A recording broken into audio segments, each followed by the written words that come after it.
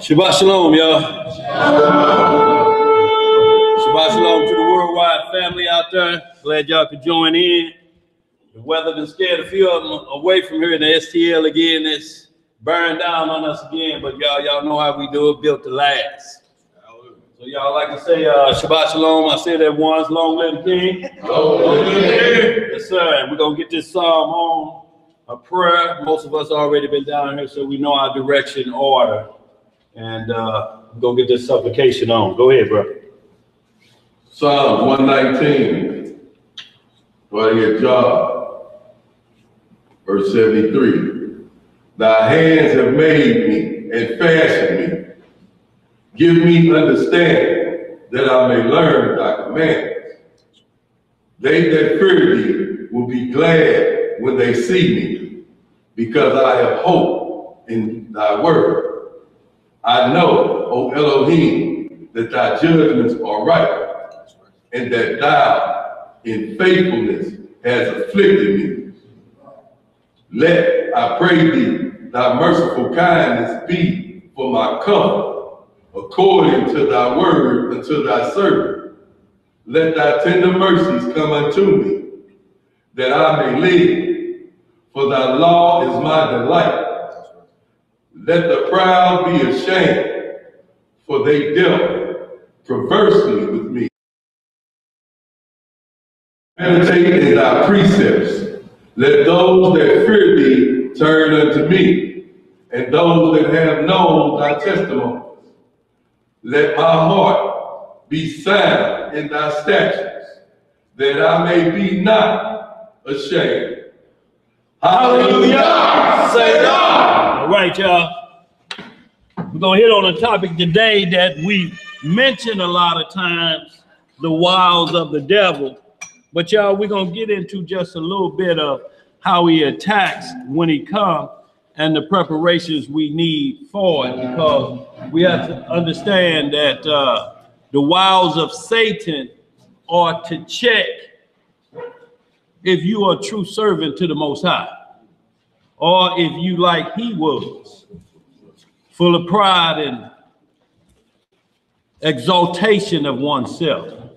So we want to get into the way that he comes when he attacks, as well as getting into the side of how he has man get involved with this scheme, and then it affects generations, because that's his whole goal. You have to understand, Satan is supernatural. So there's no time clock for him. The only time clock it is, as quick as we get this understanding, his days are numbered, so to speak.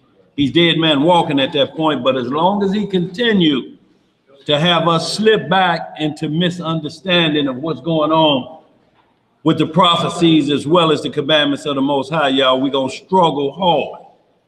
And then there's the term of be wise as a serpent, but harmless as a dove. So if it's telling you to be wise as Satan, you're going to have to know what his tricks are and the angles that he come from. Y'all, he come left field on you. If there's an attack and you know you haven't done anything, and then you're looking at the whole layout of it, you like, okay, he on me. So how do I get prepared for he on me? And once you recognize that he on you, you have to walk accordingly. You can't keep walking with gasoline draws on. and it's fire on your heels. That'll be a problem, won't it? So y'all, we're going to cover every angle that he kind of comes from, and then we're going to see how the Most High gives him permission to test his servants that he says has been found and tried in the gold. So it's an easy test, y'all, because all you have to do is resist. Now, how hard is resistance? That's the problem.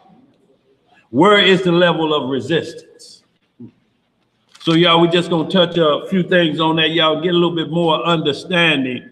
And we're going to get into the book of Job, that because y'all, we're saying when men are going through a test or something happening in their life, you get a lot of instructions from your best or closest friends.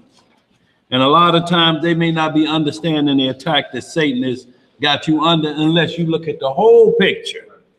You have to look at the whole thing. You have to do a process of elimination. When we know it ain't about boom, boom, boom, boom, then it's got to be here. So now we have to prep our minds, bodies, and soul to resist from this perspective and get armored up, y'all, because if we don't, you'll be battling an uphill battle. So y'all, one thing I want to do before we get it started also, I had a couple deaths within the body earlier this week, and you know, as early as today, Brother Fonzo, y'all may know him as Adoniah, him and his brother El, they lost their mom.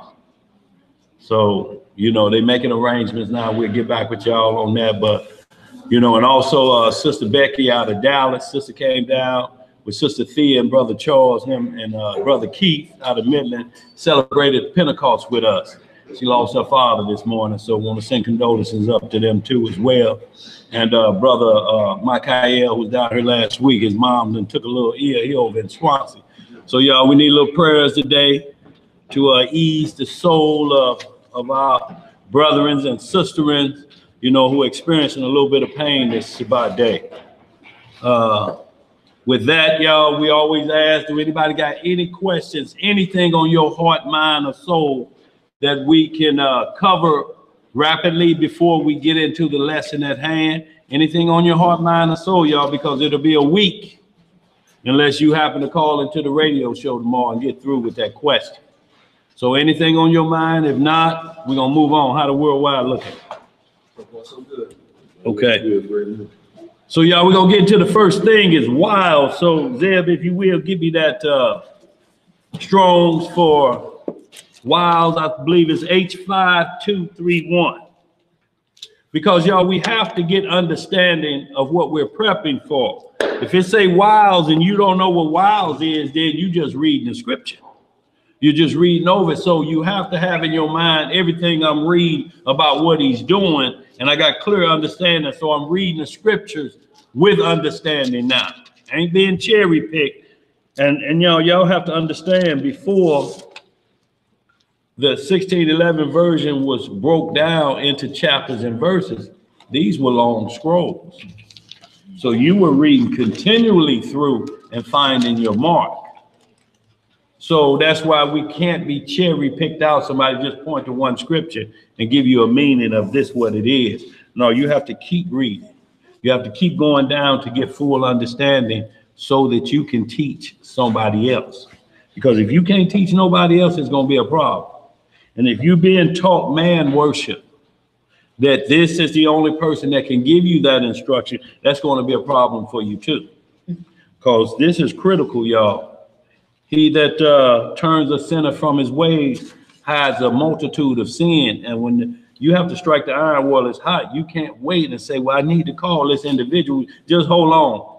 No, that time will pass on you. That individual will holler at me next week. You know, I'll be back this way.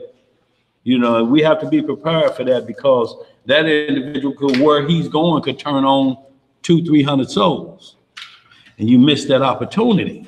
So that's why I say always be ready, in season, out of season. And with that, you have to be prepped. Y'all, we can't send people out here that's not understanding and can't handle this word. Somebody will make mockery of this word, shame them, and they'll go away. I'm gonna say this and we get started. You're seeing a lot of videos out here, why I left this camp, or why I left that camp, or why I left Christianity. You ain't never left if you got caught up again. If you left somewhere and went to this one and got caught up, you got caught up in the same thing that you left that one for. Yourself. Right. You still ain't got that corrected in you, that when you see this and the same exact things happen, because you're saying, that's why I left that one. And you didn't got caught up again with the same, it's the same suit, it's just warmed over. Just stuck in the microwave again, and you don't see it. What's making you not see it? The same thing. Respect the persons, just saying I'm an Israelite now. That's the only difference. But it's the same Hebrew Christianity you'll get caught up in, and then you say, I'm leaving this, and then it get to the point where you don't trust the scripture anymore. This tell you to count every man a liar. So when you have that in your mindset, it ain't this scripture's fault that you say, I got caught again. Because it tells us, watch out for Satan. Look out for him. He coming with sneak practices. Just cause somebody tell you they an Israelite, you hook, line, and sinker that quick? That quick. Ain't tested nothing. So yeah, we're gonna get right to it. Did you get that Strong's 55231 for me, Zeb? Yeah, Nicaea. What's it called? Nicaea. 85231, Nicaea. Yeah. Cunning, willfulness, crafty, cavalry, deceit. Wow. So y'all see all that's tied with it, cunning. So a lot of it, y'all, ain't just like he's a magician and making a quarter disappear in front of your face. It's to have something right before your face and make you see something else that ain't there. 3-quarter mile. You like, I know that verse is right there, but they just have you, nope. That verse over here, and when you look over there, you're entrapped and ensnared that quick. Y'all, that's how quick it takes. Because he's coming what's called tricks. Spiritual tricks as well. On a supernatural level. And you become a harlot or a whore spiritually against the Father, to these chasing these other doctrines, or men worship. That's what the devil wants. He wants that jacket on you. So he can ask the Father, you know, look at him. Now you got me for that, but look at him. So we're going to hit a few things, y'all, in the book of Job. We're going to also go over Job's friends because they gave advice to Job. And if you're giving people those scriptures that they gave advice to Job on, that the Most High say it was faulty advice, you got to go back and read those scriptures again. Because you could be giving somebody faulty advice. Just because it's in the Bible is reading what not to do in the Bible also, don't it? Say these things you can't eat, right? So that's in there. Let's get it, y'all. We're going to get right to Ezekiel 28th chapter, verse 12. And we want to look at our adversary so we get in mind who we're dealing with. When you just saying, resist the devil, go away, Satan. If you think it's as simple as that, that's about as simple as your mind when you was in Christianity and saying, all I got to do is say, I believe Jesus, and you saved. If you think you can tell him, go away here, and he ain't going to keep coming, no, you're fooling yourself. So we got to get armed up, y'all, because this is who we up against. Go ahead, Ezekiel chapter 12. Ezekiel chapter 12. 28, I'm sorry. 28, I'm sorry. I'm in 28, looking at it. Good. You know where I was going. 28 verse 12. 28 verse 12. Yes, sir. Oh, we still got pages. And y'all, so we're talking about when this person is identified so you understand who you're dealing with. Always.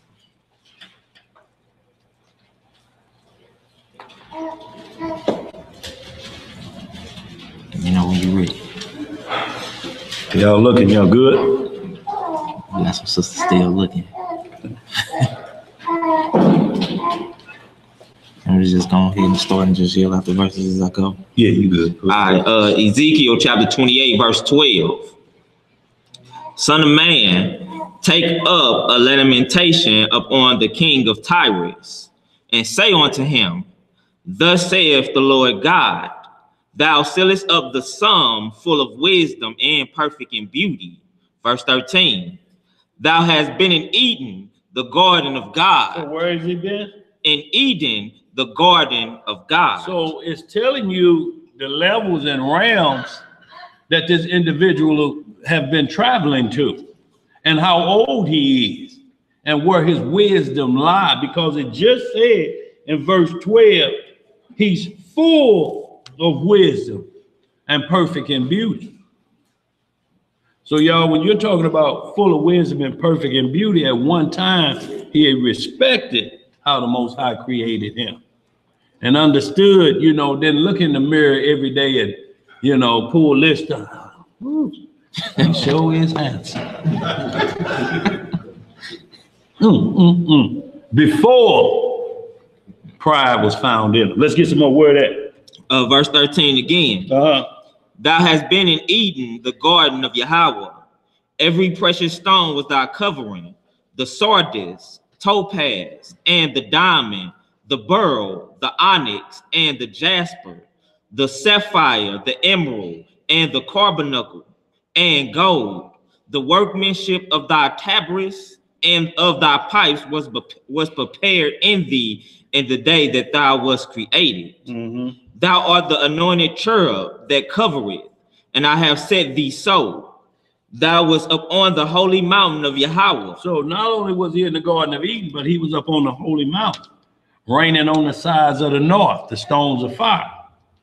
See, when you relate him to fire, if you keep relating it to the part before he fell, you're doing a disservice.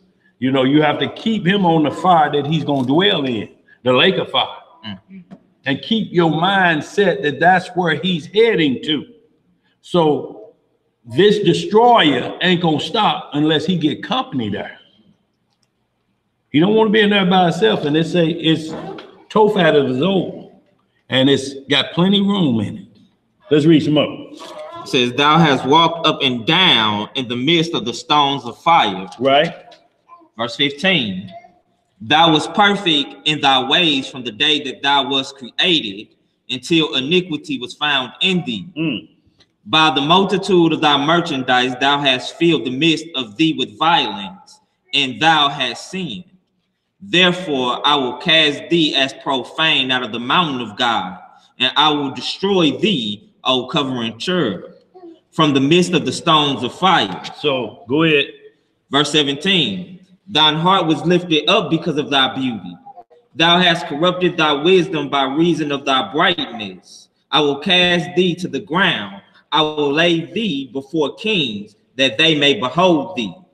Thou hast defiled thy sanctuaries by the multitude of thine iniquities, by the iniquity of thy traffic. Therefore will I bring forth a fire from the midst of thee. It shall devour thee, and I will bring thee to ashes upon the earth in the sight of all them that behold thee. All they that know thee among the people shall be astonished at thee. Thou shalt be a terror, and never shalt thou be any more. So we can hold right there. So y'all see Lucifer's beginning and end, why he was punishing, and already the realms where he was able to dwell. He's already up on high. So what we're reading about Enoch, and we're studying the book of Enoch, and it's telling us Enoch's going to the certain levels of heaven. Satan had already been there. He was a covering cherub. When you see the Ark of the Covenant and you see one of them angels that have their wings like this over that mercy seat, he was one of them. And it say that wickedness came from inside, and that's where pride come from. Out of all of the words you see in the Bible, you may see lust, but there's a pro side of lust that says you can lust for these certain things. There's coveting, and then there's a negative side, and there's a positive side of coveting. And he said, covet the best gifts earnestly. That's what Paul say, right? You just can't covet what's your neighbor's. You can't want everything somebody else got and ain't willing to put in that work. So we understand, but a positive side of pride, it ain't one in the Bible. It ain't one to say thou should be prideful of thy graduation. And you always have to stay humble so it leaves room for growth. when pride sets in, it tells you I'm at the top. I can't go no more. Y'all, I'm the best that I can be, and that's gonna be a problem.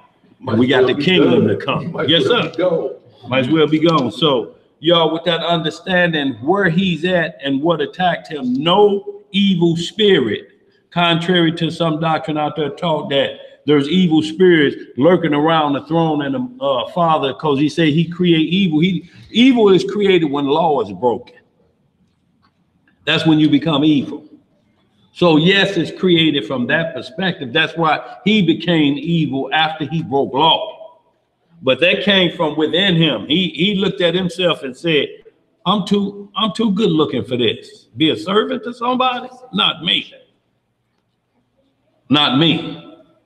No, y'all bow to me. That's the way it goes. And he conned the third of supernatural angels. Try to understand this. They watching what's going on. And he tricked a third of them. So y'all, who we're dealing with is what we would call a superpower in the spirit. He's a superpower. Let's get that understood. So to deal with a superpower, you got to come at him with the right armor on. So y'all ain't gonna hold that too long. Just wanted to get that and let y'all know who we up against, so you get his pedigree, so to speak. So you know who you dealing with. You can hear curse words at him. You can hear these things, but you need to know what angle this individual is coming when he attacked, because he's got wisdom. We just seen that, and beauty. It was corrupted. So what he's trying to do is corrupt what you got, and he know how to do it. Let's hear some Revelation chapter 12. Just get a little bit more on him before we get started in this lesson, so we understand who the enemy is. If you don't know who your enemy is, you fighting a blind battle. You're still on anybody. An old lady, pow. You're like, I'm sorry. I thought you was the enemy.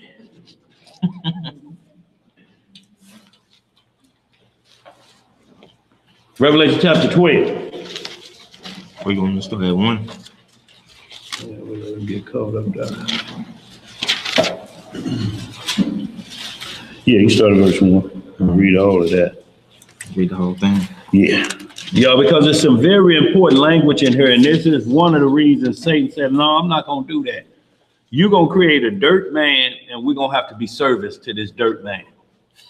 On this planet, I'm up here walking on the stones of fire, and this going to come down, but you want me to serve them. Now, how many rest of y'all feel like doing that? A third of them saying, not me. So y'all, way before it got to planet Earth, they were scrapping in heaven. And if they scrapping up there, y'all, and it's a war up there, then there's a certain type of uniform or covering you have to have on for a supernatural battle.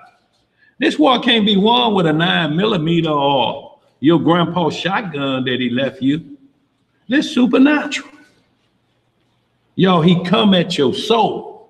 That's what he's coming for. He's coming to wound your soul, hoping he could wound your soul between husband and wife, brother and brother, mother and daughter. That's what he wants to do, wound the soul. When you wound the soul, then you start thinking evil. How can I get even? How can I get even? And y'all know what it's like. If let a couple break up, the first thing they do is want to tell the secrets on the other side of midnight. Why that always first? Never say first. That'll make me sick with his getting his master's degree. I can't stand him. Got 2 jobs. That ugly. Why they never that? Why they go see his mother every weekend? Black mother. Because they self want to tell some secrets. So long, y'all. Revelation chapter 12, verse 1. Let's get it. Revelation chapter 12, verse 1. And there appeared a great wonder in heaven, a woman clothed with the sun and the moon under her feet, and upon her head a crown of 12 stars. And she being with child cried, travailing in birth and pain to be delivered. And there appeared another wonder in heaven, and behold, a great red dragon, having 7 heads and 10 horns, and 7 crowns upon his head. So we're seeing a great wonder, and all these things are taking place in the heavens, in the supernatural. This ain't hit planet Earth yet. This is already warring about what's to come. Y'all, just like we getting ourselves prepared for the war that's about to come. And y'all, the way things are looking right now, nuclear war threats every day, border, people packing to the borders, stopping payments on the government, and you got to get on that plane, and these people ain't been paid in a month, and you got to get on that plane. They didn't even check your bag good. You like, you didn't even see them fingernail clippers on that ice pick. He just let it go right through there. he got his mind on his money and his money on his mind. Right. Boy, you like, wait a minute, who else on this plane? How you trusting the plane ride now? Folks talking in strange language. You don't know what they saying. And then the control tower workers, they ain't been paid in a month either. You think they wondering about if them planes gonna crash? They thinking, damn, they gonna come and get that car tomorrow. Hell, I was already a month and a half behind when they stopped the payments. Damn. And you thinking, oh, wait a minute. No. You want to turn left? You want to hurry up and turn left.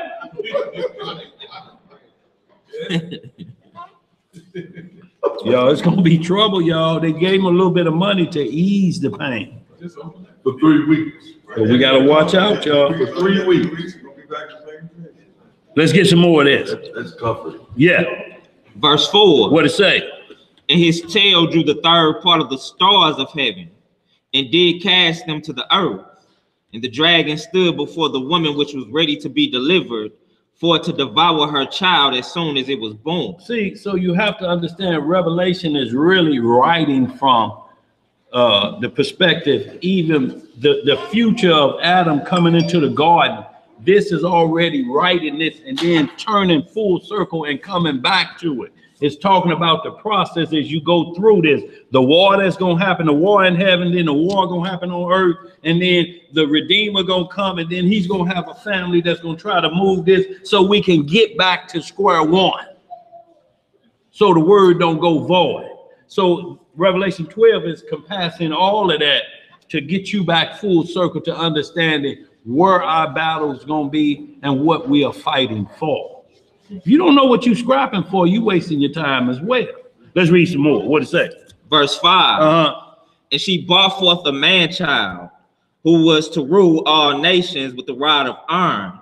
And her child was caught up unto God and to his throne. So we know, even though you would say the non-messianic, just talking about Israel, Israel ain't been caught up to God and at his throne, and ain't gonna never be. That ain't gonna never work for these scriptures, because just like John 3:13, only one went up is who came down. Let's read some more. Verse 6. And the woman fled into the wilderness, where she hath a place prepared of God, that they should feed her there 1,260 days. And there was a war in heaven. Michael and his angels fought against the dragon, and the dragon fought and his angels, and prevailed not, neither was their place found any more in heaven. And the great dragon was cast out, that old serpent. That old who? Serpent. See, this is all the way back to the garden. That old serpent, if you want to remember who it is, who we're talking about the same individual. That old serpent. Let's read some more. Called the devil. Called who? The devil and Satan. See, so there's no misunderstanding of who we just read about in Ezekiel 28. This is who we talking about. It's him. This is who you're dealing with. He just uses other individuals, but you have to get at the head of this thing to understand it. Because dealing with his offshoots or his little minions, you're wasting time. You got to get at the head of this thing. Who's in charge? Let's read some more. which deceiveth the whole world. What he do? Deceiveth the whole world. He was cast out into the earth, and his angels were cast out with him. And I heard a loud voice saying in heaven, now is come salvation and strength and the kingdom of our God and the power of his Christ.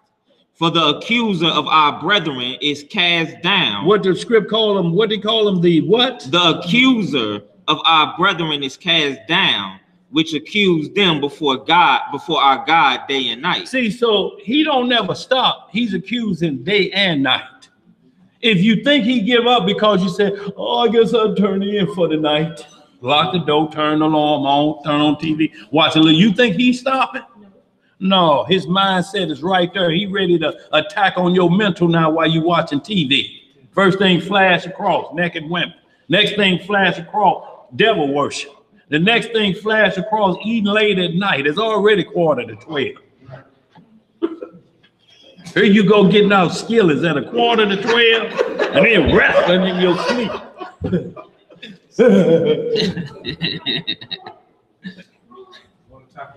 Hey, yeah, get in the car and go. Yeah, we did with a crafty adversary. Read some more of that. Verse 11. And they overcame him by the blood of the Lamb and by the word of their testimony. And they loved not their lives unto the death. See, and this is a very important thing because it say this is how they overcame. They overcame him by the blood of the Lamb, which you have to have. See, if you ain't got the blood of the Lamb, this fight is, you're losing. You're in a losing battle already. You already done lost the war. So if you don't believe the Messiah has hit this earth in the flesh, manifested, did his work, was crucified, resurrected, and on high, then you're wasting your time. This is the first thing. You have to overcome Satan with the blood of the Lamb. Because that's who he's going to bow to and nobody else. Satan ain't going to bow to us. He just resists and leave. I'll be back. Yeah, I'll be back. You'll see. Remember, I got my boys around, so you better not be sneaking and doing nothing you ain't supposed to be doing. Because I got a third of my boys watching day and night. Let's read some more. Verse 12. Therefore rejoice, ye heavens, and ye that dwell in them. Woe to the inhabitants of the earth. Who the woe is for? The inhabitants of the earth and of the sea.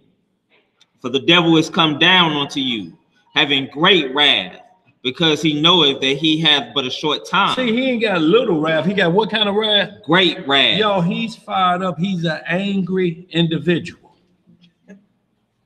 Great wrath. Because he knows his time is short. What else to say? Verse 13. And when the dragon saw that he was cast out to the earth, he persecuted the woman which brought forth the man-child.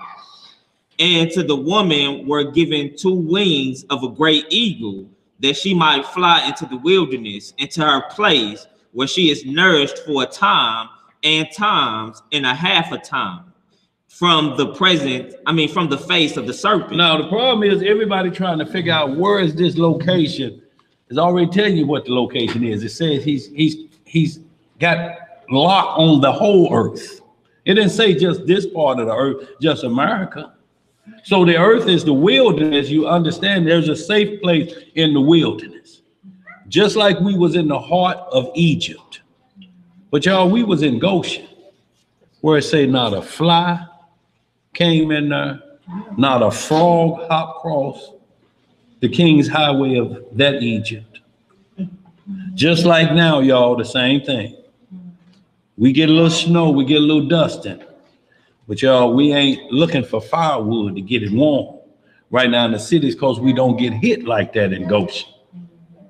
Y'all, if that did that to us, y'all, we would be through. If the flood waters had went over to East St. Louis like they was all out in Chesterfield, topping those levees, East St. Louis would have been through. They don't even pack the dikes over there. They don't even man them. Ain't nobody did no work to them. The Corps engineer was doing like this. I can't figure it out why the water ain't went over there, but they was up on the arch steps. If y'all ever been down to, you been down there yet, Vic, on the riverfront? Well, if you go down there, you see where the water's at down there, and then look at the arch steps. That's where it came to, but yet it didn't cross right over unmanned dikes into East St. Louis. They would have been through. Wiped completely out, never to recover. And they looking at it like there's a wall, just like when we came to the Red Sea, just blocking it from flooding out East St. Louis like that. And they wonder too, why? Why does it happen? We got people packing these every day. They got special packing glue. They're using everything. Did it work? Right over the top, y'all. Read some more. Verse 15. And the serpent cast out of his mouth water as a flood after the woman, that he might cause her to be carried away of the flood. And the earth helped the woman, and the earth opened her mouth and swallowed up the flood which the dragon cast out of his mouth. So y'all see here again, there is no safe haven.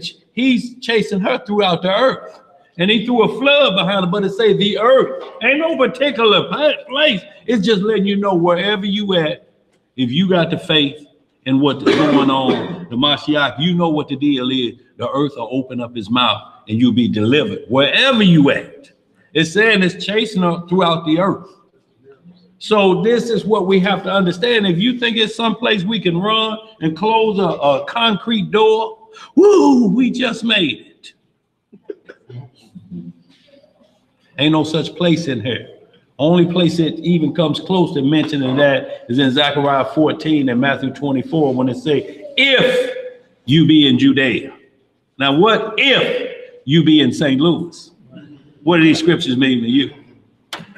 Huh? Nothing at this point, because we ain't in Jerusalem. It say flee to the Mount of Olives because it's going to split open. There's going to be a great valley. Everybody run down there and that mountain going to close. Why? Because everybody on earth got a nuclear warhead turned toward Jerusalem.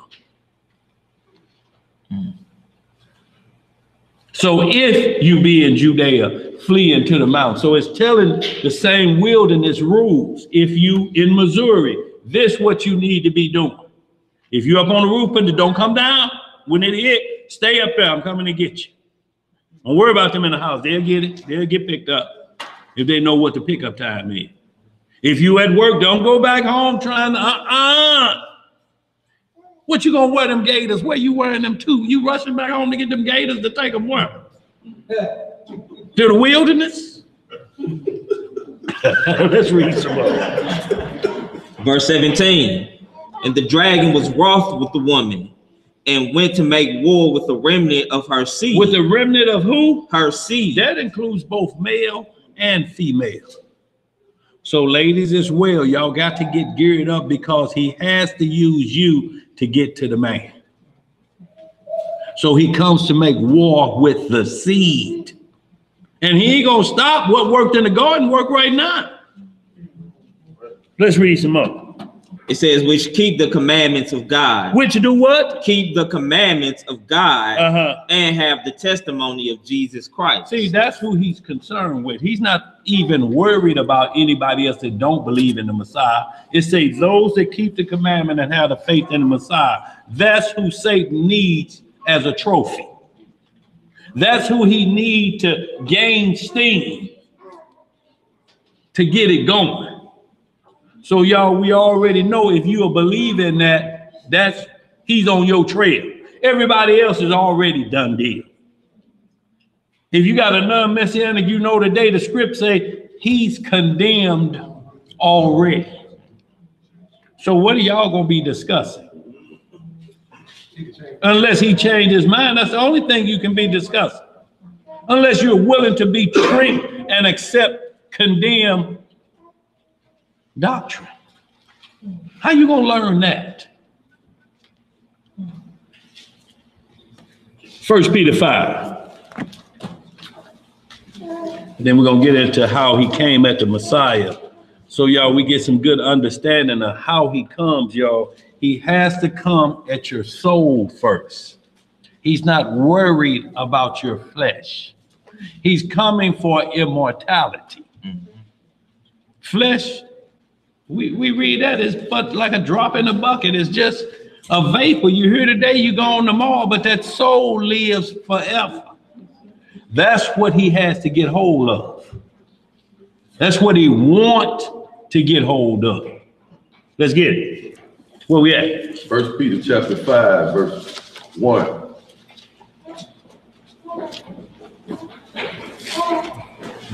Sell your soul for cheap. The elders which are among you I exhort, who am also an elder and a witness of the sufferings of Yahushua, and also a partaker of the glory that shall be revealed. Feed the flock of Yahweh. Do what? Feed the flock of Yahweh, Right. which is among you. Take the oversight thereof, not by constraint, but willingly, not for filthy lucre, but of a ready mind. See, so this is telling the elders how you have to deal with the flock. So I ain't seen yet where it says Lord over them. Have y'all? What else it say? Verse 3. Neither as being lords over God's heritage. Whose heritage is it? God's heritage. Uh-huh. But being examples to the flock. And when the chief shepherd shall appear. See, we talking about a chief shepherd. Not about nobody third in command. Not nobody calling themselves the discomforter. None of these titles of men, reverend, rabbi, none of them. Your mind must be focused on the chief shepherd. If you give his glory to a sinner like yourself, shame on you. His kidneys hurt like yours. If both y'all live to this age, y'all gonna have the same knee aches. Let's read some more. Verse 4 again. And when the chief shepherd shall appear, ye shall receive a crown of glory that fadeth not away. See, that's when the chief shepherd comes. Now they can give you one of them Burger King hats to make you think you're a chief shepherd. Oh, they won't. But you know that's just wasting time. Ain't no need you spending and wasting all your energy on somebody. Look, ain't no accelerated courses in this. There ain't no PhD for this individual and this one don't get it. It's written for the man or woman, the woman that comes into her flower, and the young boy that's able to admit life. That's where it starts. And then it goes to you dead. But it's the same rules for every individual because they came the same. So because a Farrakhan is sitting in the room, or this guy sitting right here with his legs crossed, and this one over here with a turban on, if everybody got this, the rules are the same. You just taking the test. Everybody pick up your pencils now. You think he get a special pencil or a special book? Right. He get the same exact book you get. So if you look at them like they gonna have access to the answers, then you done already lost this battle. But when you diligent, guess what? Them big muckety muckers will be doing like this on your paper.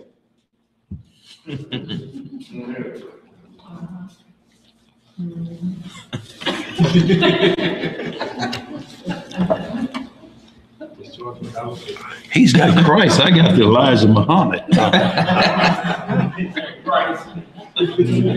Hey, yo, look, you got to play by the rules.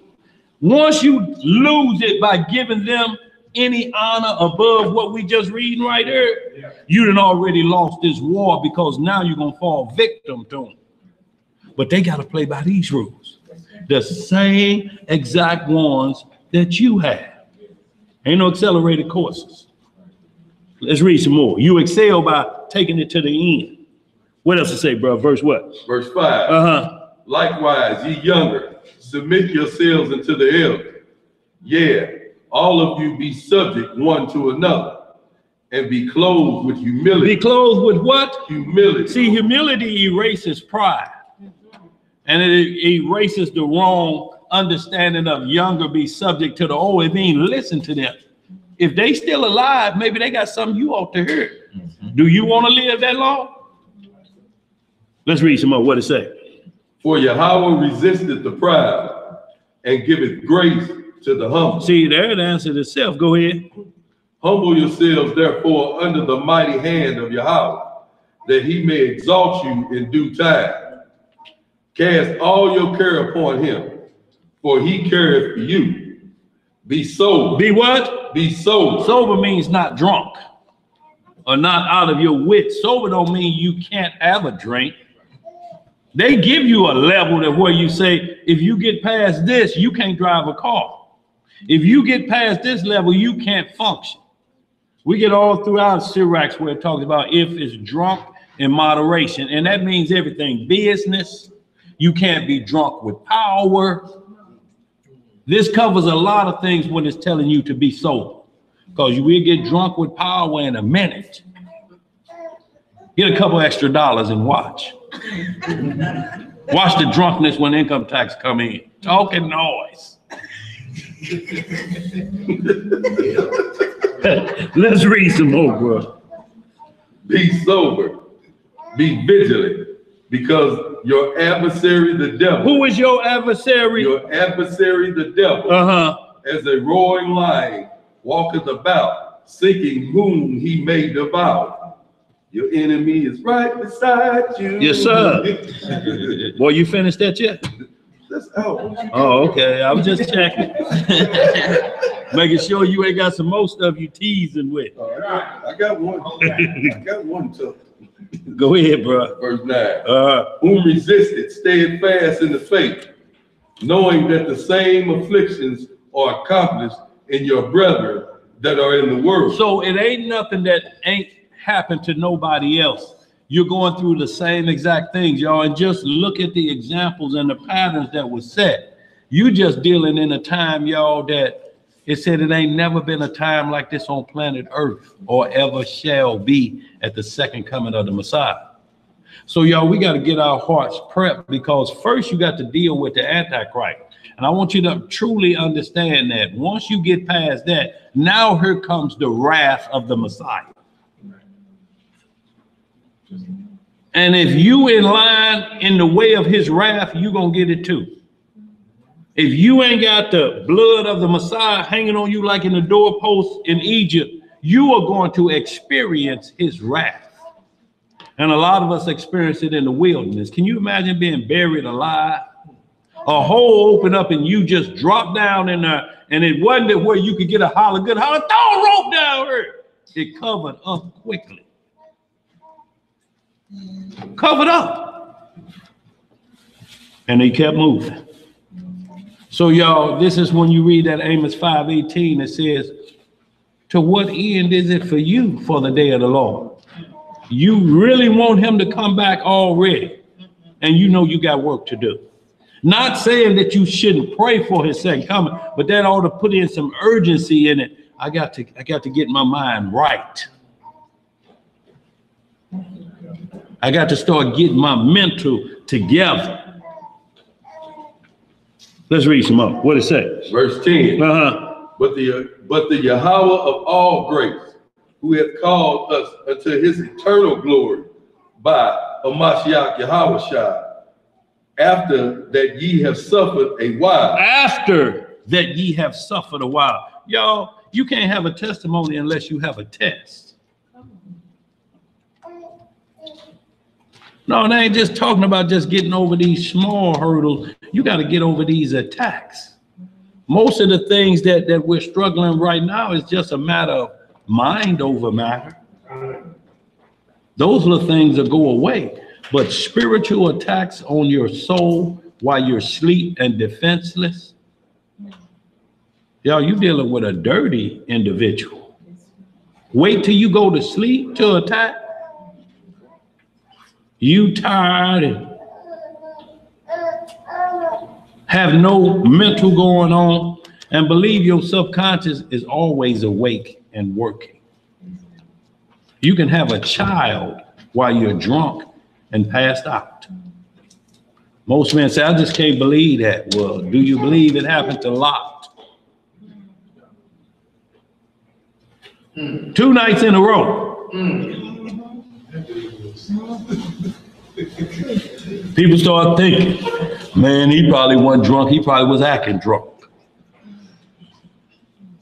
He wanted them daughters. You can make up all you want to make, but this is why it's telling us be sober. Even when you're conscious, you have to be sober when you're unconscious. You have to be sober in your dream so that when he come with the attack, you be like, this got to be the devil. The Lord wouldn't do this. Ain't no way I'm supposed to be over here throwing my rent money in the air like this. In this dream.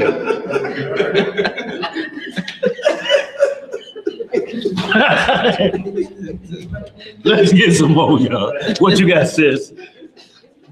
I know the scripture, remember the word well, and it says to keep your mind stay fast. Yeah. And then it says that they that keep their mind on him, he will keep them in perfect peace. Yeah. There's so many scriptures that you just talked about, and I'm sorry to interrupt. We're gonna hit a couple of them. You speaking of. They're on the list. We're in the same spirit. Okay. Yeah, that's Sister Barb too. So we're gonna kind of cut it a little bit short today too, because you got some things you want to show the class today. She's Sister Barb is our personal herbalist here, so she just got a few things to deal with the cold weather. You know, getting you prepared for this weather, keep you healthy through we get through the next season. So y'all, we're gonna keep it moving. Where we at? You finished that? Finishing verse 10. After that, ye have suffered a while, make you perfect, establish, strengthen, settle you. See, it establishes you, then it strengthens you, then it settles you. Y'all, when you get settling in your mind, that's where you want to be. That's where you say, okay, I got control of this situation. And basically saying I have control of my spirit, of myself. So that settles you, that you know nobody can come at you. I got this about me.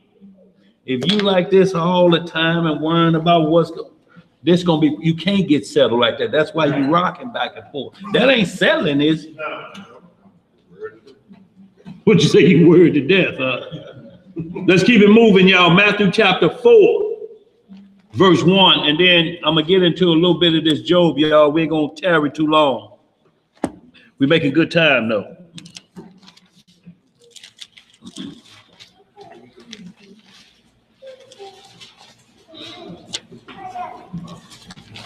Hang in there, Sister Yamina. Gonna give you the tools today.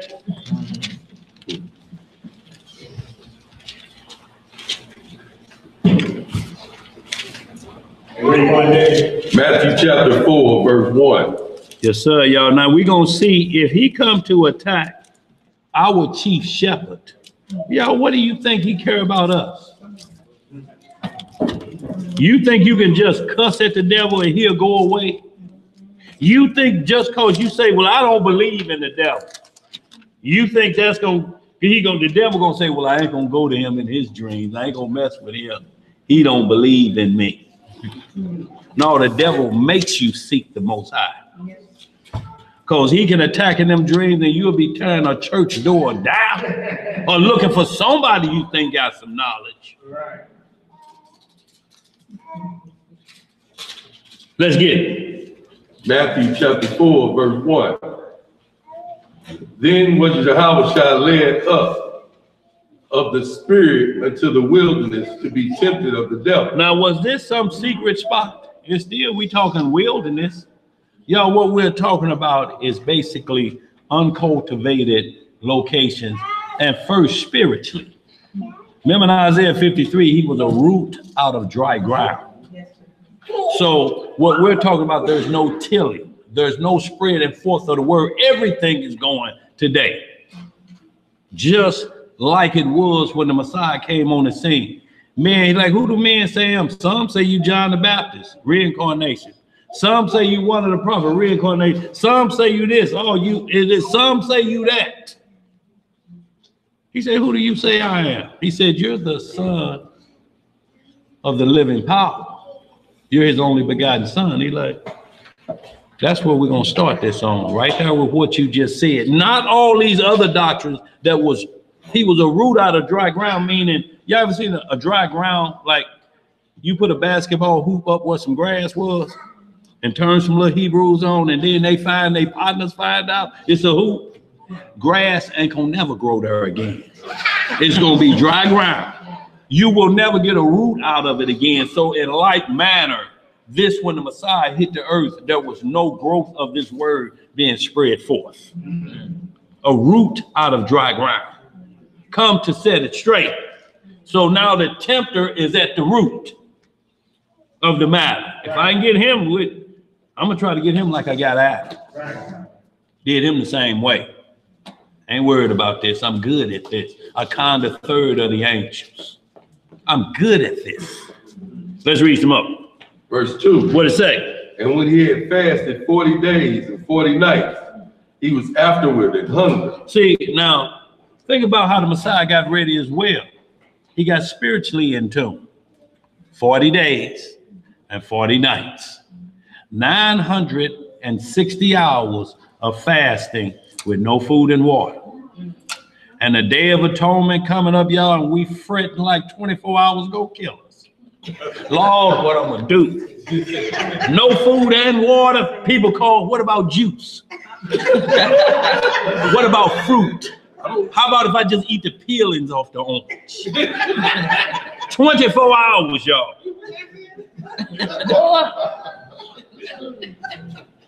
See, because it sneaks up on you because we don't know how to be prepared about our feast days.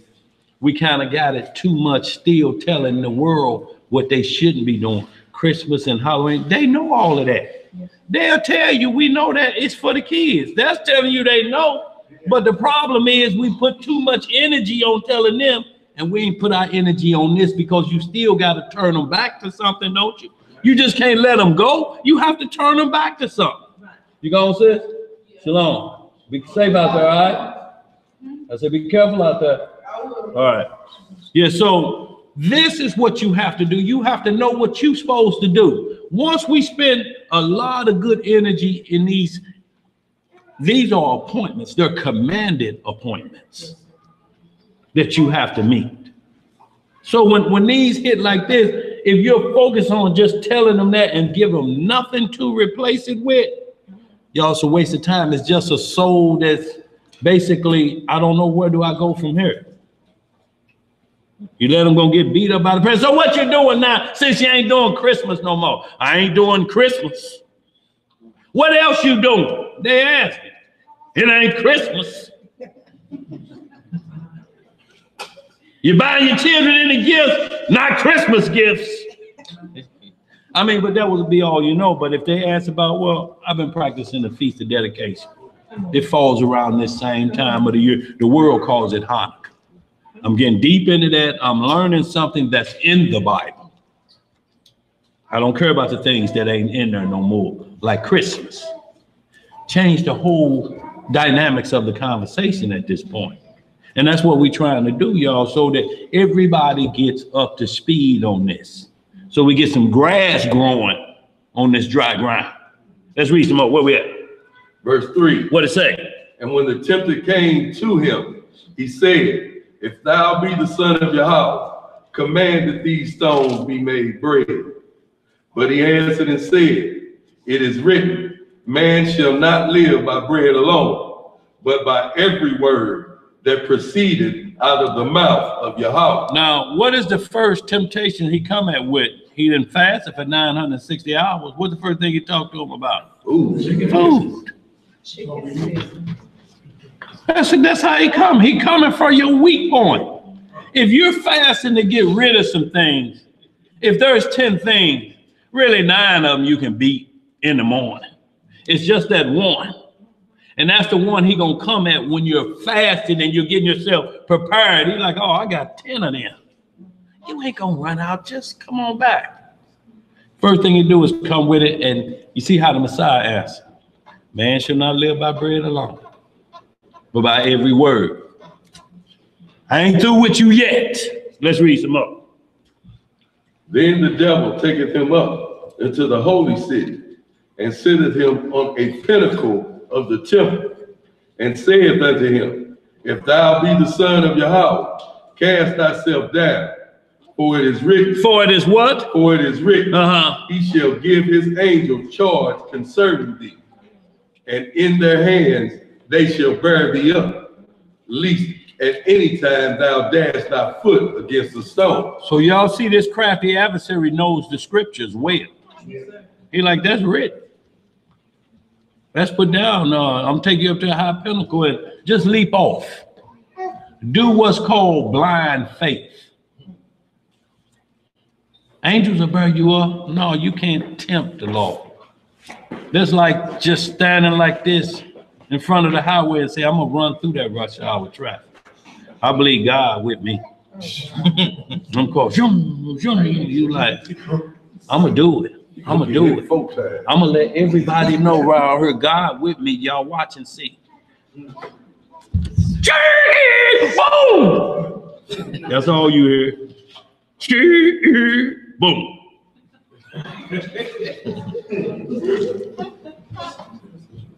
Where we at? Verse 7. Yahweh shall say it unto him, It is written again, Thou shalt not tempt the Lord thy power.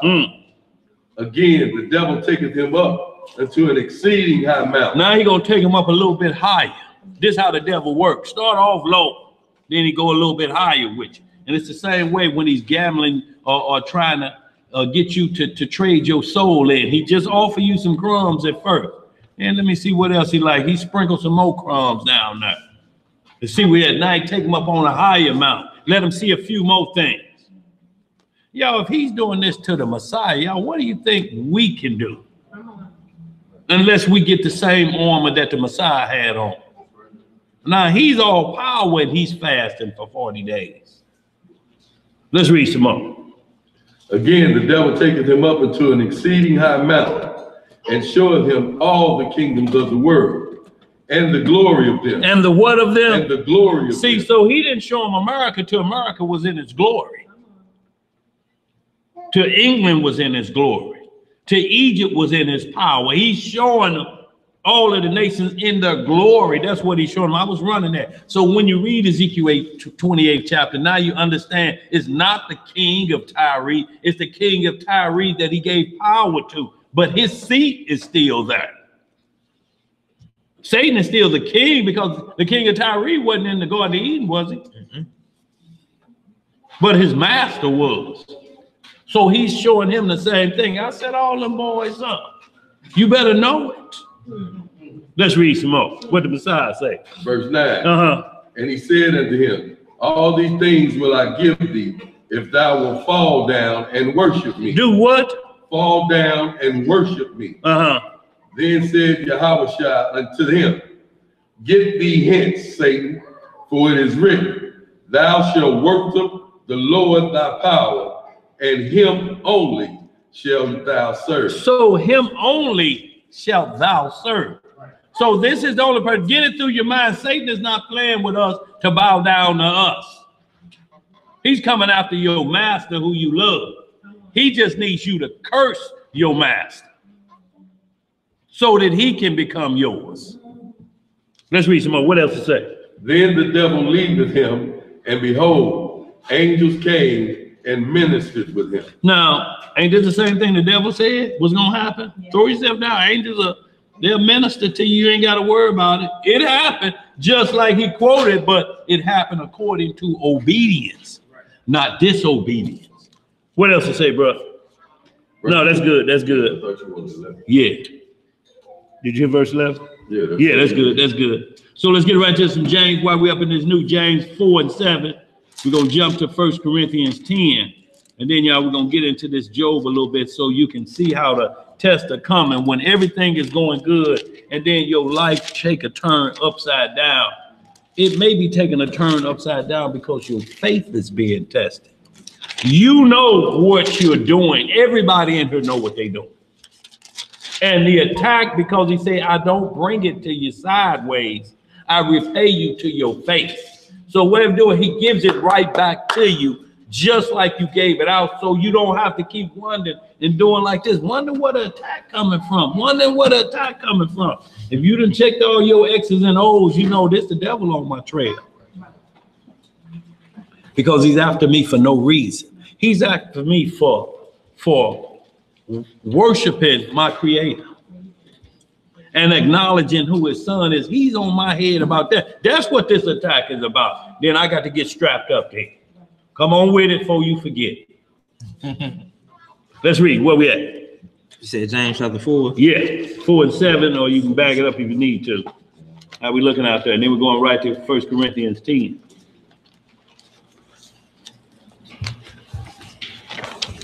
All right, James chapter 4, verse 7. Submit yourselves, therefore, to God. Resist the devil. Do what? Resist the devil, and he will flee from you. Give me that word resist, Zeb, if you can, y'all, because see, before we move forward, whenever understanding the script, if there's a word that even makes you secondarily question what its meaning may be, or you guess at it, and I'm talking about guess at it, when you know what a word means, you understand what it means. But if you're guessing it could mean this, then you need to stop and get the understanding of that word and then go to the next scripture. Because if you don't, you're just reading through the scriptures now. You have to read and get understanding. So we have to understand what resist means. Yes, sir. Truly what resist means. It's G4:36. What it say? And easty me. And easy. Sound close enough. To set oneself against, to withstand, resist, oppose, to set against, to stand against, to oppose, resist, withstand. To stand against. Now you can't stand against them and playing with them at the same time. Come on. Come on. Yeah. You're fooling yourself. You're double-minded. Like on dope with $400 in one pocket and 20 in the other. And say I'm only gonna spend this 20. And got the 400 in the other pocket? Who you fooling? Who you fooling? Let's get some more. Where we at? Verse 8. Draw nigh to God, and he will draw nigh to you. Cleanse your hands, ye sinners, and purify your hearts, ye double-minded. Yeah. You what? What kind of minded? Ye double-minded. See, that's what double-minded is when you're resisting enough to hope the devil will back off. See, you can't play with him. He's dirty. He's underhanded. Ask R. Kelly. Wait till all my money gone and I can't fight these charges now. Attacking Michael Jackson, he's been dead since 2009, ain't he? This when he said a roving lion, you think he gonna quit now because Michael Jackson dead?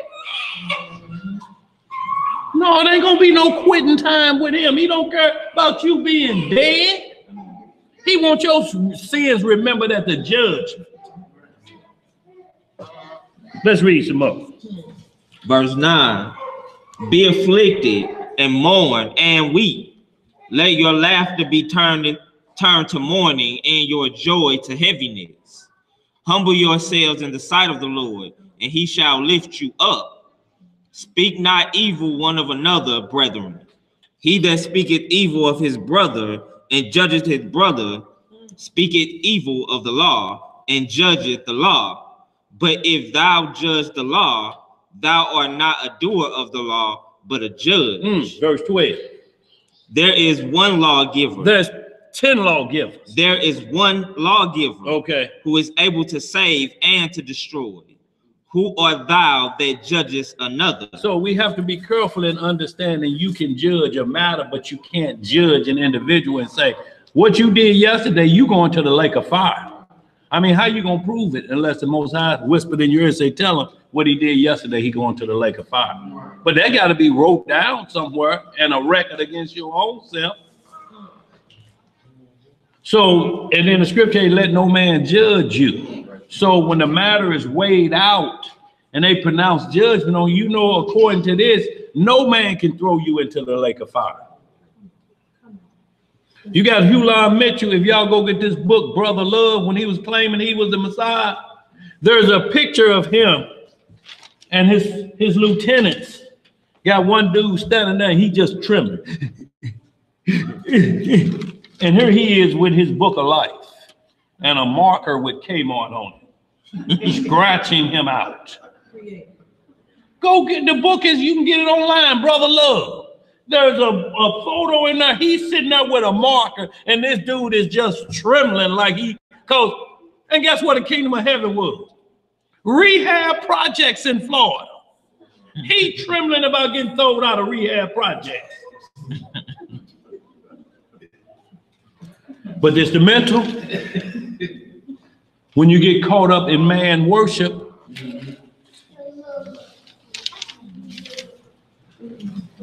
you finished that? Oh, yeah, I was in verse 13. We can hold that. 1 Corinthians chapter 10, verse 9 through 13. Y'all, we're just going to run on through these. Y'all, we get some understanding. I want to get into this Job and how the adversary come at righteous men, y'all. It just ain't nobody that's doing wrong all the time. Yeah, the Most High sent his evil spirits out there. They bombard you. All of them have to take orders from the Most High. Satan takes orders. He just don't do what he want to do. He knows how to play the game. He like, Lord, if you had seen him last night at the club,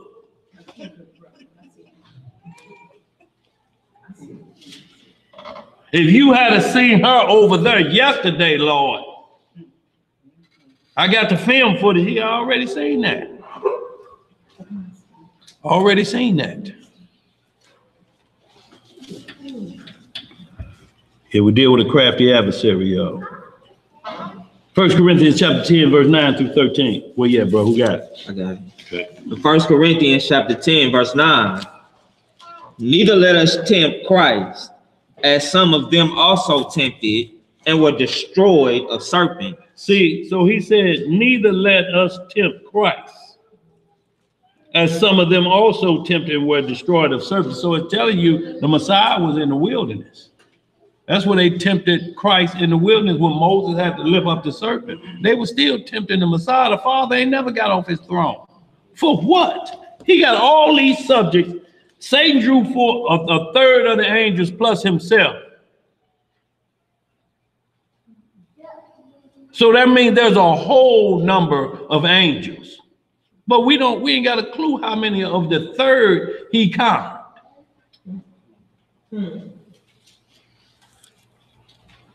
Go ahead, bro.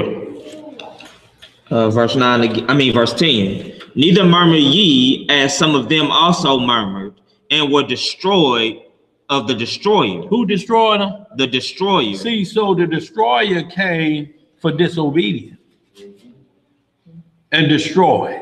Yo, that's the whole thing. If we don't get it in our mind, being disobedient is believing somebody is greater than these scriptures, is letting it be known that they are.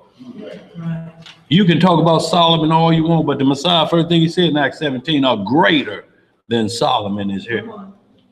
So what I'm looking like somebody trying to convince me. And we know what Solomon did, but he got himself together at the end. But still, we know what he did. How you gonna let somebody just run Solomon down your throat over the Messiah? Right. Let's read some more. Verse 11. What it say? Now all these things happened unto them for example. For what? In example. And they are written for our admonition, upon whom the ends of the world are come. Wherefore let him that thinketh he standeth take heed lest he fall. There hath no temptation taken you, but such as is common to man. Yo, this common to man. Satan ain't doing nothing different than he did in the Garden of Eden. And that's to get you to play around with harlotry against our God. That's his whole objective. Because that's what he did. If I can get you to play around on your God, I got you. Because he's going to turn his back on you. He's a jealous God.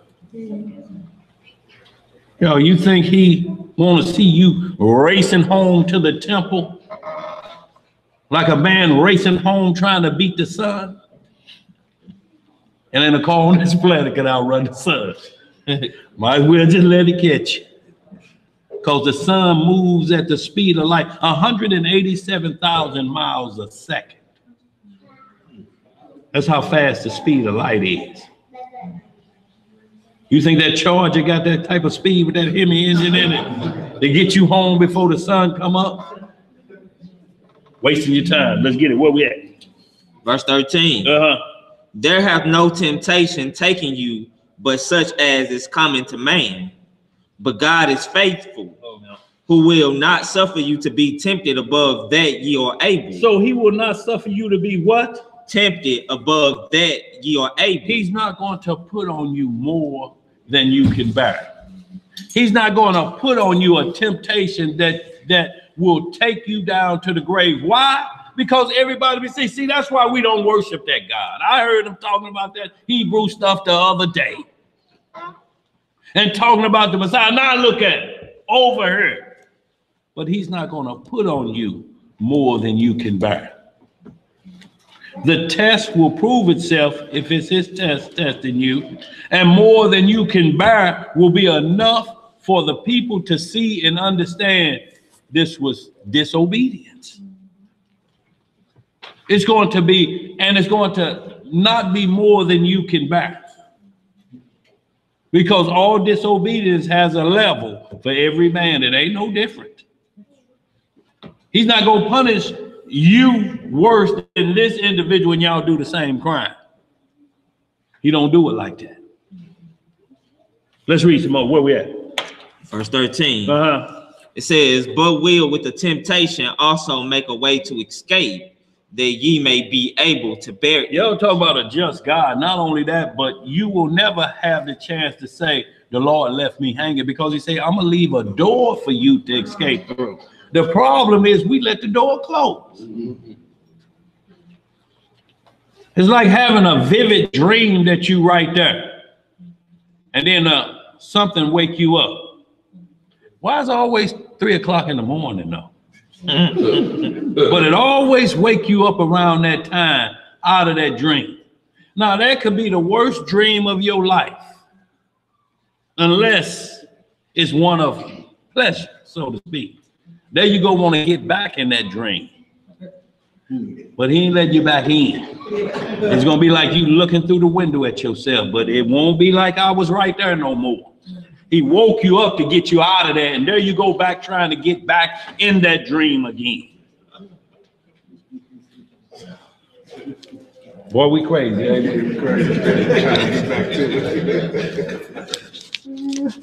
That was the end of that. That was the end of that? Yeah. Let's move right on to Sirach chapter 2, and that's in the Apocrypha. Zeb, if you can't put up on the board, and give me while you got Sirach chapter 2, we're going to go to Sirach 22, because I'm going to hit a little bit of how the Satan came at the Lord about Abraham. Not only did he do it for Job, he came at it Abraham about the same thing. And y'all, and once you get this thing and we understand that the law is not for a righteous man, when you understand that, then you understand that why Satan will attack from that perspective, because the Most High say worship him all the time. You can worship him in your mental, or you can just keep saying vain words. If you start to think that I have to say these words every day that I'm praying, look, you got to start being able to say these things in your mind. Say your prayer in your mind. Yes, sir. It ain't got to be let everybody see you all the time. Because Satan gonna see if you're praying in your sleep, if you know how to pray then. That's when the test will come. When you defensive, land right on your back and no help. Where we at? Sirach chapter 2, verse 1. Y'all, this is just some good understanding. So preparation is the key, and we're talking about the Messiah said, I want to go prepare a place, but it has to be for a prepared people. You ain't gonna enter into that and don't know the rules, because you'll tear this place up. If you don't know the rules, you're gonna cause disruption. Oh, I wasn't supposed to drink out of your mother's Pepsi.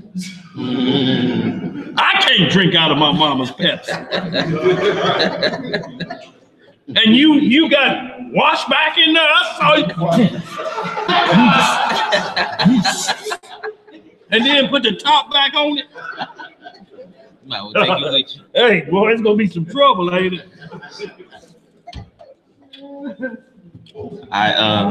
Sirach chapter 2. Yes, sir. Sirach chapter 2, starting at verse 1. My son, if thou come to serve the Lord. If we do what? Come to serve the Lord. Prepare thy soul. Prepare thy flesh. Prepare thy soul. Prepare thy best friend. Thy soul for temptation. Prepare your soul for temptation, not your flesh. Prepare your soul to deal with this. So this means consciously and unconsciously, you got to get ready for this war. Yes, sir. That's after your soul, so that you couldn't live in righteousness. Let's read some more. Verse 2. Man. Set thy heart aright and constantly endure. See, you got to set your heart aright first. You got to get your mind made up, because this is your first heart, the mental. Then it filters down into this heart that pumps the blood through the rest of the body. But this heart got to be right first. It's got to be set aright. Okay, I'm on this path. I ain't going to deviate for nothing. Once you get this heart set aright, then we can move forward. Go ahead. And make not haste in time of trouble. Cleave unto him and depart not away, that thou mayest be increased at thy last end. That thou may be increased when? At thy last end. Y'all, that's what we want, because it says better is the death of a man than his birth. Why? Because if you're doing right, if you don't make it to the second coming, then they'll be talking about you at your funeral, one way or the other. Let's read some more. Verse 4. Whatsoever is brought up on thee, take cheerfully. Do what? Wherever is brought up on thee, take cheerfully. Take cheerfully. And be patient when thou art changed to a low estate. For gold is tried in the fire, and acceptable men in the furnace of adversity. Believe in him. What we got to do? Believe in him. See, y'all, this is all throughout the scripture from Genesis to Revelation. If you don't believe, y'all, we wasting our time. Yes, sir. If you don't believe it, how you going to tell somebody else about it? They're like, man, well, it sounds like you don't really believe it. Well, I'm working on it. There's some things I still like to do on the other side of midnight, but well, you can't be believing it if you... How you gonna half explain it? Go ahead, sis. The scripture says, blessed is the man whose Yah is Elohim, and blessed is the man that trusts in your Elohim. Right. How do you believe in one that you can't trust? That's what we're talking about. That's why anybody that say the Bible is tampered with, we tell them to scratch holy off of it. At least we know you're playing fair. How you gonna trust it if you don't trust it's the truth? I mean, who you gonna explain that to? Well, you know, man, I done looked at that First Peter a couple of times, and it's some things I really... Could somebody sell you a house like that? Now, I know it ain't exactly like y'all dream home was expected to be. But look here, we can make an amend to these cabinets that you wanted. You gonna go for that? But, go ahead, sis. But how can we expect the blessing or all that blessing connotates shalom if we can't trust in them, right, or receive the reward? Right. So would you say that we're looking for the blessings, we're looking for everything that comes with that, but yet we're looking for the rewards without trusting? Well, we're looking at what the script say, don't ask amiss.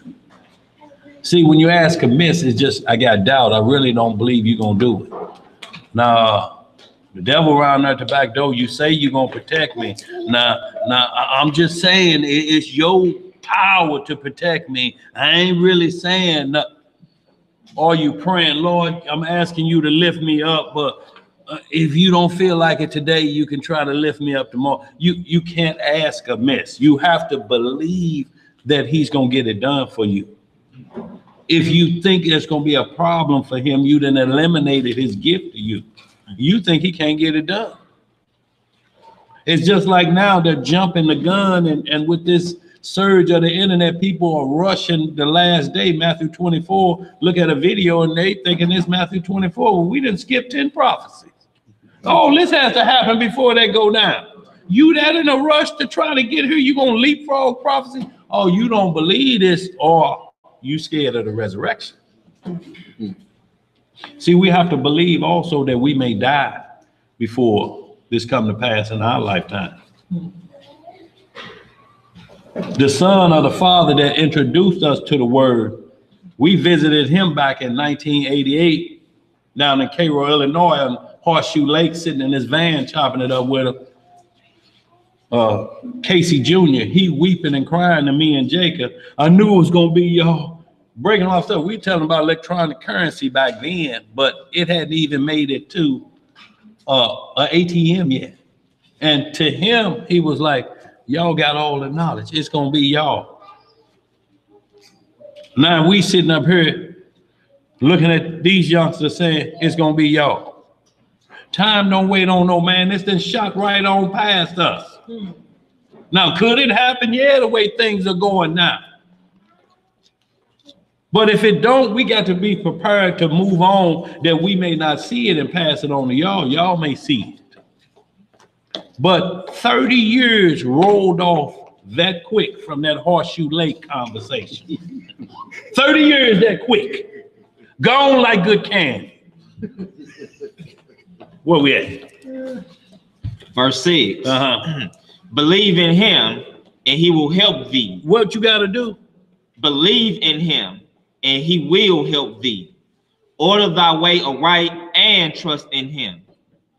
Ye that fear the Lord, wait for his mercy, and go not aside, lest ye fall. See, you have to wait for his mercy. You can't get antsy about it. You have to wait. Once you start questioning, as he come and keep going, looking out the window, that ain't gonna speed him up. You think you keep setting that curtain over and that's gonna speed it up? Read some more. Verse 8. Ye that fear the Lord, believe him, and your reward shall not fail. Ye that fear the Lord, hope for good and for everlasting joy and mercy. See, that's what you have to hope for. Good and everlasting joy and mercy. If your hope is about tomorrow gonna be coming and going. You gotta hope for everlasting, that there ain't no tomorrow. It's everlasting. Ignorant free zone for everlasting. Ain't got to explain this uncle who disturbs everything. This child who won't act right. None of that. Is everlasting, ignorant free. See, right now we got to always explain something. No, I ain't got to worry about it over there. They got guards at the door. Guards at the door, though. So we can keep this zone ignorant free. No, he ain't coming. I already called him yesterday and told him he ain't invited. See, that's what we experience now. But what I hope for is that we got to get to the point that where you never have to tell the company that's going to visit you, lock that door behind you. What we going to lock the door for? Ain't no thieves in the kingdom. That door can just stay open. You come in. But until then, we got to walk this out. Where we at, bro? Verse 10. Look at the generations of old. What we going to look at? The generations of old. And see, did ever any trust in the Lord and was confounded? Or did any abide in his fear and was forsaken? Or whom did he ever despise that called upon him? For the Lord is full of compassion and mercy, long suffering and very pitiful, and forgiveth sins and saveth in time of affliction. What time does he save in? In time of affliction. Woe be to the fearful hearts and faint hands and the sinners that goeth that goeth two ways. And the sinner that goeth two ways. You're calling on the Lord to help you in the middle of sin. Now, I know what's wrong about what I'm about to do. Lord, but I'm just asking you. Wait a minute. So what you think I'll do? Oh, it's you. You don't worry about it. I got your back. I'll hold you up in your wrongdoing. No, that ain't gonna happen. No. Go ahead. Verse 13. Who got a question? Oh, Zed. Okay. 13. What it say? Woe unto him that is faint-hearted, for he believeth not. See, it's the only thing that causes faint heart. You don't believe. Yo, it ain't rocket science. It ain't like I didn't get enough knowledge. You don't believe it. That's why the heart is faint. You don't really trust what you're reading. If you feel that way, you got to get out of this. This ain't for you. It's gonna make a double-minded individual out of it. You're gonna be going two ways. I'm gonna just walk over here just to see what's gonna happen. Yeah. Like our partner Hosea that passed on, True Soldier. He was in the Masons. We run everything down to him. He denounced him overnight. But he said, I still want to play around a little taste. He still had them symbols on the back of the car and had a flat on the highway. He said he got out there, was doing all the Mason signs for help to pull over. Them cars was flying by. He said one flew by so fast, pulled his shirt out his pants. Like, damn. Say like, no, you ain't gonna quit me and still play around. So he pried him on off of there with a screwdriver, them emblems, and been a stone soldier ever since his past. Yes, what you got, sis? So would you say that that's the same as what Daniel did when he was in the lion's den? Yes, ma'am. And how the Creator sent the prophet to bring him food, but he was there for 6 days. Yeah. Fasting, you consider it as a fast? Yeah. Well, knew he had to get prepared. Had to get his soul prepared. Once you get out of your mind the thought of food and water, and you can concentrate on the task at hand. That's the first thing war does, take food and water. That's the first thing the U.S. did to Saddam when he said it was going to be the mothers of all war. Didn't it? It turned out to be the great-grandmother in the nursing home for him. Boy, they pounded him so much, they run him down in them holes and then bombed for 40 days straight without letting it stop. $1 million a missile. Boom, boom, boom, boom. Y'all know how it look on the streets of the ghetto after the 4th of July? All that cloud and nothing. Now y'all think about them warheads that they shoot. Them $1 million missile, them cruise missiles. Just pounding. When they stopped it for just a brief time, they say, now y'all can come out of them holes. They come out with surrendering flags, and the first thing they do is throw them ready-to-eat meals with pork patties in them. Now these Muslims ain't never ate pork in their life. They ripping them open and then devouring pork just hanging all out the side of their jowls. See, defile your temple then with hunger, like they did us when they surrounded Jerusalem back in the day. Closed it off. We closed the walls. They couldn't get in there. They're like, that's all right. They ain't got nothing but a few days of food up in there. Just like Family Dollar be when they know it's going to be snowing or whatever these places be.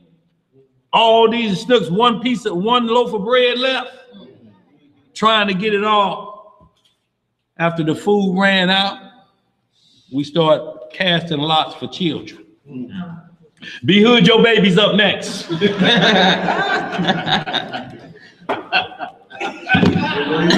Oh, the third one get ate up today.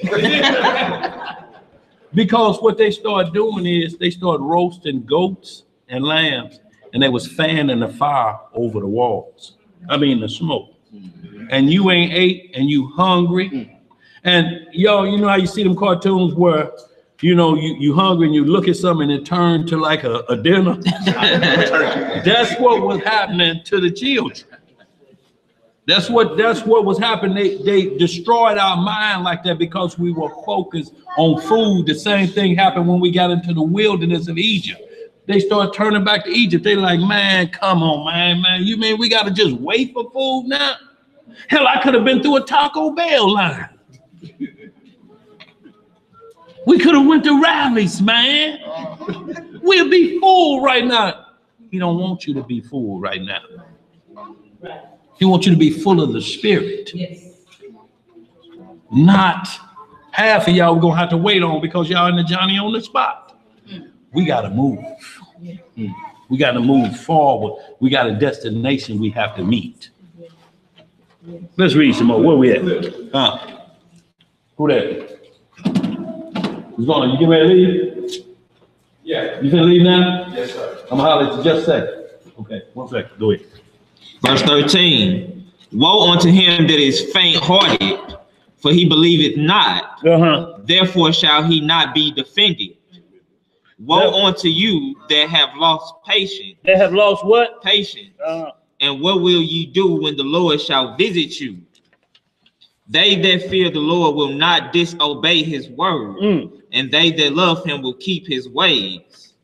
They that fear the Lord will seek that which is well pleasing unto him. Right. And they that love him shall be filled with the law. They that fear the Lord will prepare their hearts and humble their souls in his sight. Right. Saying, we will fall into the hands of the Lord and not into the hands of men. For as his majesty is, so is his mercy. So as his majesty is, so is his mercy, y'all. So we got to understand he has a just balance on how he does things. But y'all want to get right into Job chapter 1. Go there. I got to take a little bit real quick. Just hit that Job chapter 1. Go right there. And this him coming on Job in his mindset.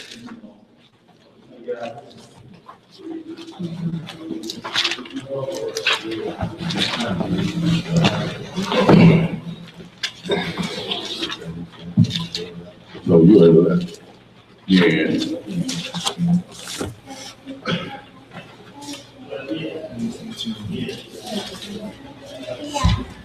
Who's that script again, Hebrew? Job chapter 1.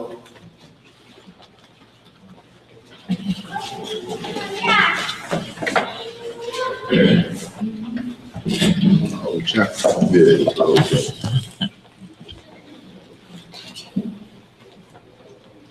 All right, we're in the book of Job, chapter 1. There was a man in the land of Uz, whose name was Job, and that man was perfect and upright, and one that feared God and eschewed evil. And there were born unto him 7 sons and 3 daughters. His substance also was 7,000 sheep, and 3,000 camels, and 500 yoke of oxen, and 500 she-asses, and a very great household, so that this man was the greatest of all the men of the east. Verse 4. And his sons went and feasted in their houses, every one his day. Every one is what? His day. And sent and called for their 3 sisters to eat and to drink with them. So this was everyone in their day. So their day was their basically birthday. Right.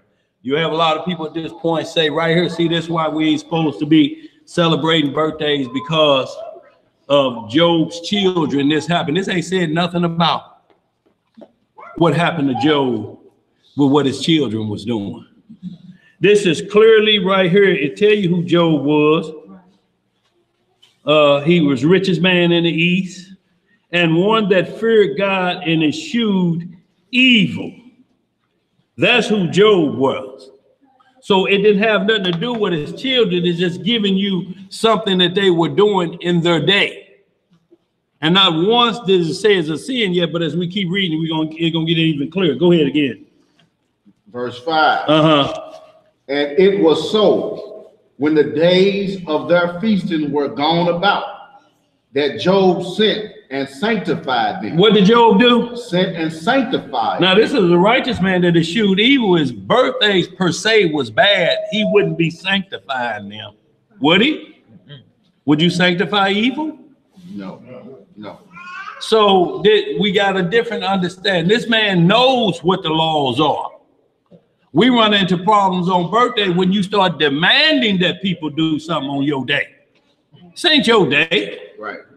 Not like that. It's a day for you to number your years and know how to do it. Psalms 90 and 12 say, teach me to number my years. You have to know the number of your years.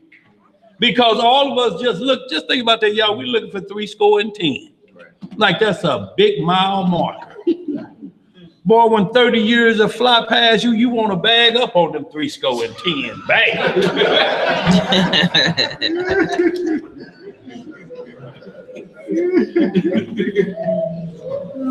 Because you started to wonder, am I getting at the end of this line, at the end of this rope? Some of us, they're just 20 years away. Some less. You like, my grandchildren ain't even this old yet, and I'm at that marker. Y'all think about it. Who in here 35? You at the top of the mountain. 36, you coming back down the hill. Yes, sir. 37, 38, 39. You want to go back and just stay at 35, don't you? Just right there. If I could just stay at 35. Boy, you'll be reminiscing like Fly Guy, and I'm going to get you sucker. When he was thinking about when he was the baddest boy on the block. If I could just stay 35. Let's read some more. What it say? Verse 5 again. Uh-huh. And it was so, when the days of their feasting were gone about, that Job sent and sanctified them, and rose up early in the morning, and offered burnt offerings according to the number of them all his children.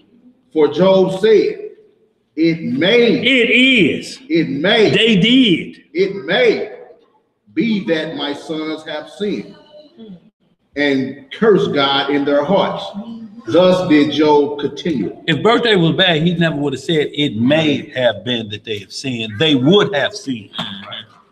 So he's saying they may have sinned and cursed God, because guess what's around? Food and drinking, laughing and lying.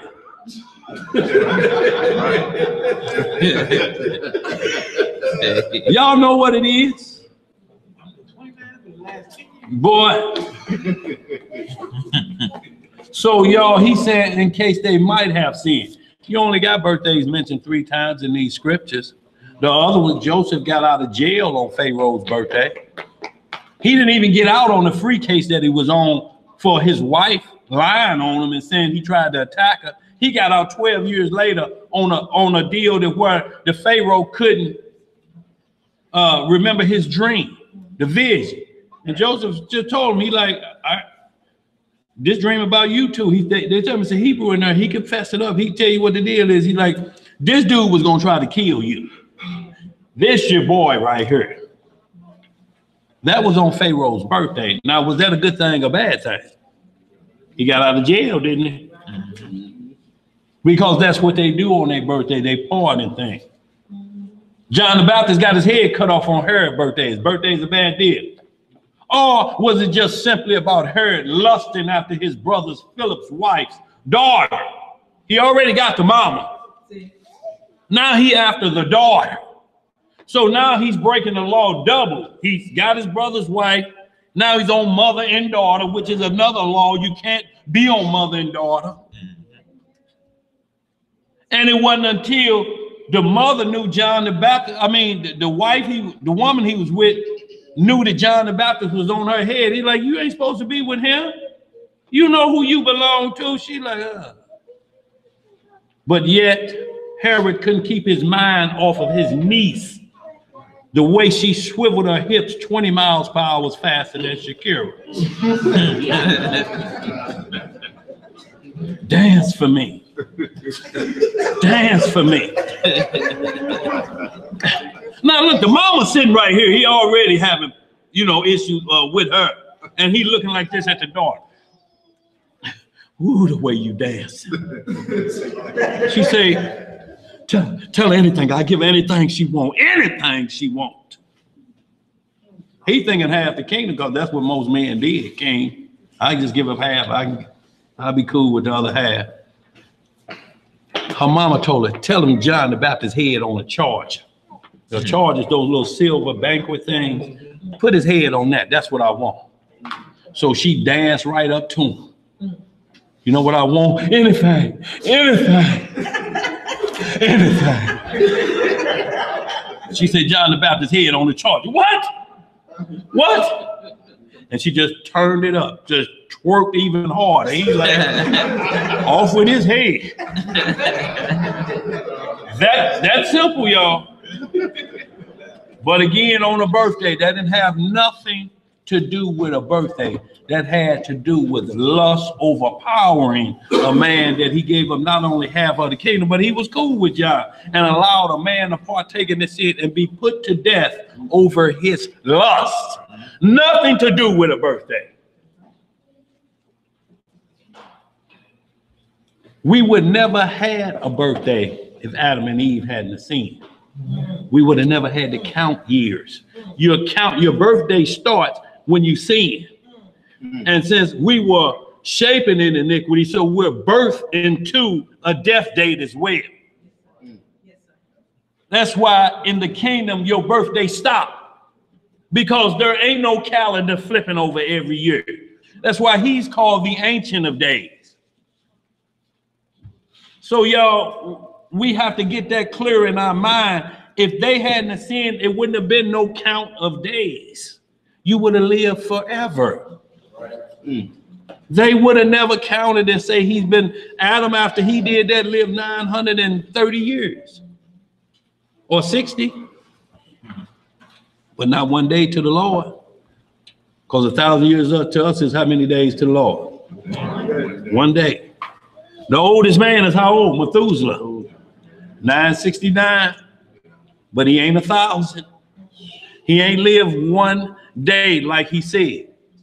Y'all, and we got to go, and the Messiah got to set this back right so we don't have to count our birthdays anymore. You will never get to say I'm 1,689 years old. No, your days don't count anymore. It's everlasting. You're going to get tired. Today is my birthday, y'all. So how old are you today? 16,539 years old. Okay, because we're in eternity.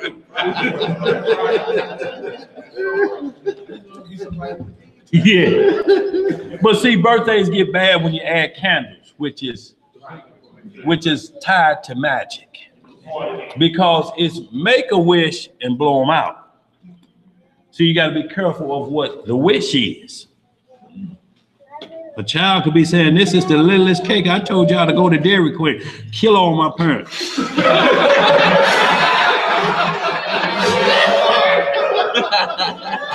Cheap bastards.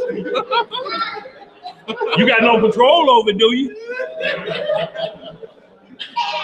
So that's why, you know, when you get into Numbers 30, you really understand about prayers and the responsibility of a husband, the power to void out vows and different things. If he heard, you got to say, no, Lord, that can't happen. You got to disallow that. Lord, strike it down. But if you don't, and you got it in there, like say, pull a tooth off and put it under a pillow, you get a quarterback. I don't know if they still do that. I mean, I'm talking about on that side of the world. Hell, I had pulled all my jaw teeth out, trying to get change some non-ladies and some Chico sticks. So we can't continue, y'all, to play games with ourselves. And, you know, y'all, we just have to get this thing prepared and understand, get our soul prepared. Y'all, it's a total different thing when you care about your soul. This is what you're looking for. And look, when you cry at funerals and you're hooping and hollering at a funeral, the best thing for you to do, if you believe there's an other side, is saying, I don't know if he there. If I want to see him this bad the way I'm crying, then I got to straighten myself up. So if he's there, at least I'll be hanging out with him again. And I ain't never got to worry about going to another funeral. That's what we have to get our mindset, because all that love, ain't nothing we can do about what they used to do on this side. It's up to you. If you want to see them again, then you got to get busy, because we don't know unless it's Judas Iscariot. Don't expect to see him now, because the script say he won't be. Don't expect Lucifer and his angels to be there, because the scripts say they won't be. If you want to make it to where those people you want to see again, then start getting right now. Get your mind together. Because if they there, if you don't see them, then they didn't have their mind right. But we have to start working from that point like David did, fasted and prayed about that baby. Didn't eat. When the baby died, he got up and ate. He said, I can't do no more. I fulfilled all the requirements, but the Lord said, this child can't be birthed here. This is going to be too bad. He ain't coming back here, but I should do what? Go to him. And David want to go to that child and tell him, look, how you got here, it was terrible. I wrote about that incident in Psalm 51. He will see that child again because the scripts already talk about David going to be there. But David couldn't verify that. There ain't a scripture in this Bible that David ever said, and I know I shall be the child and I shall sit down and talk with you as I do with Solomon. No, that ain't in here. So his whole mission is to make sure he get to see that child and look at him and say, this child, now I get to spend eternity with this child the right way.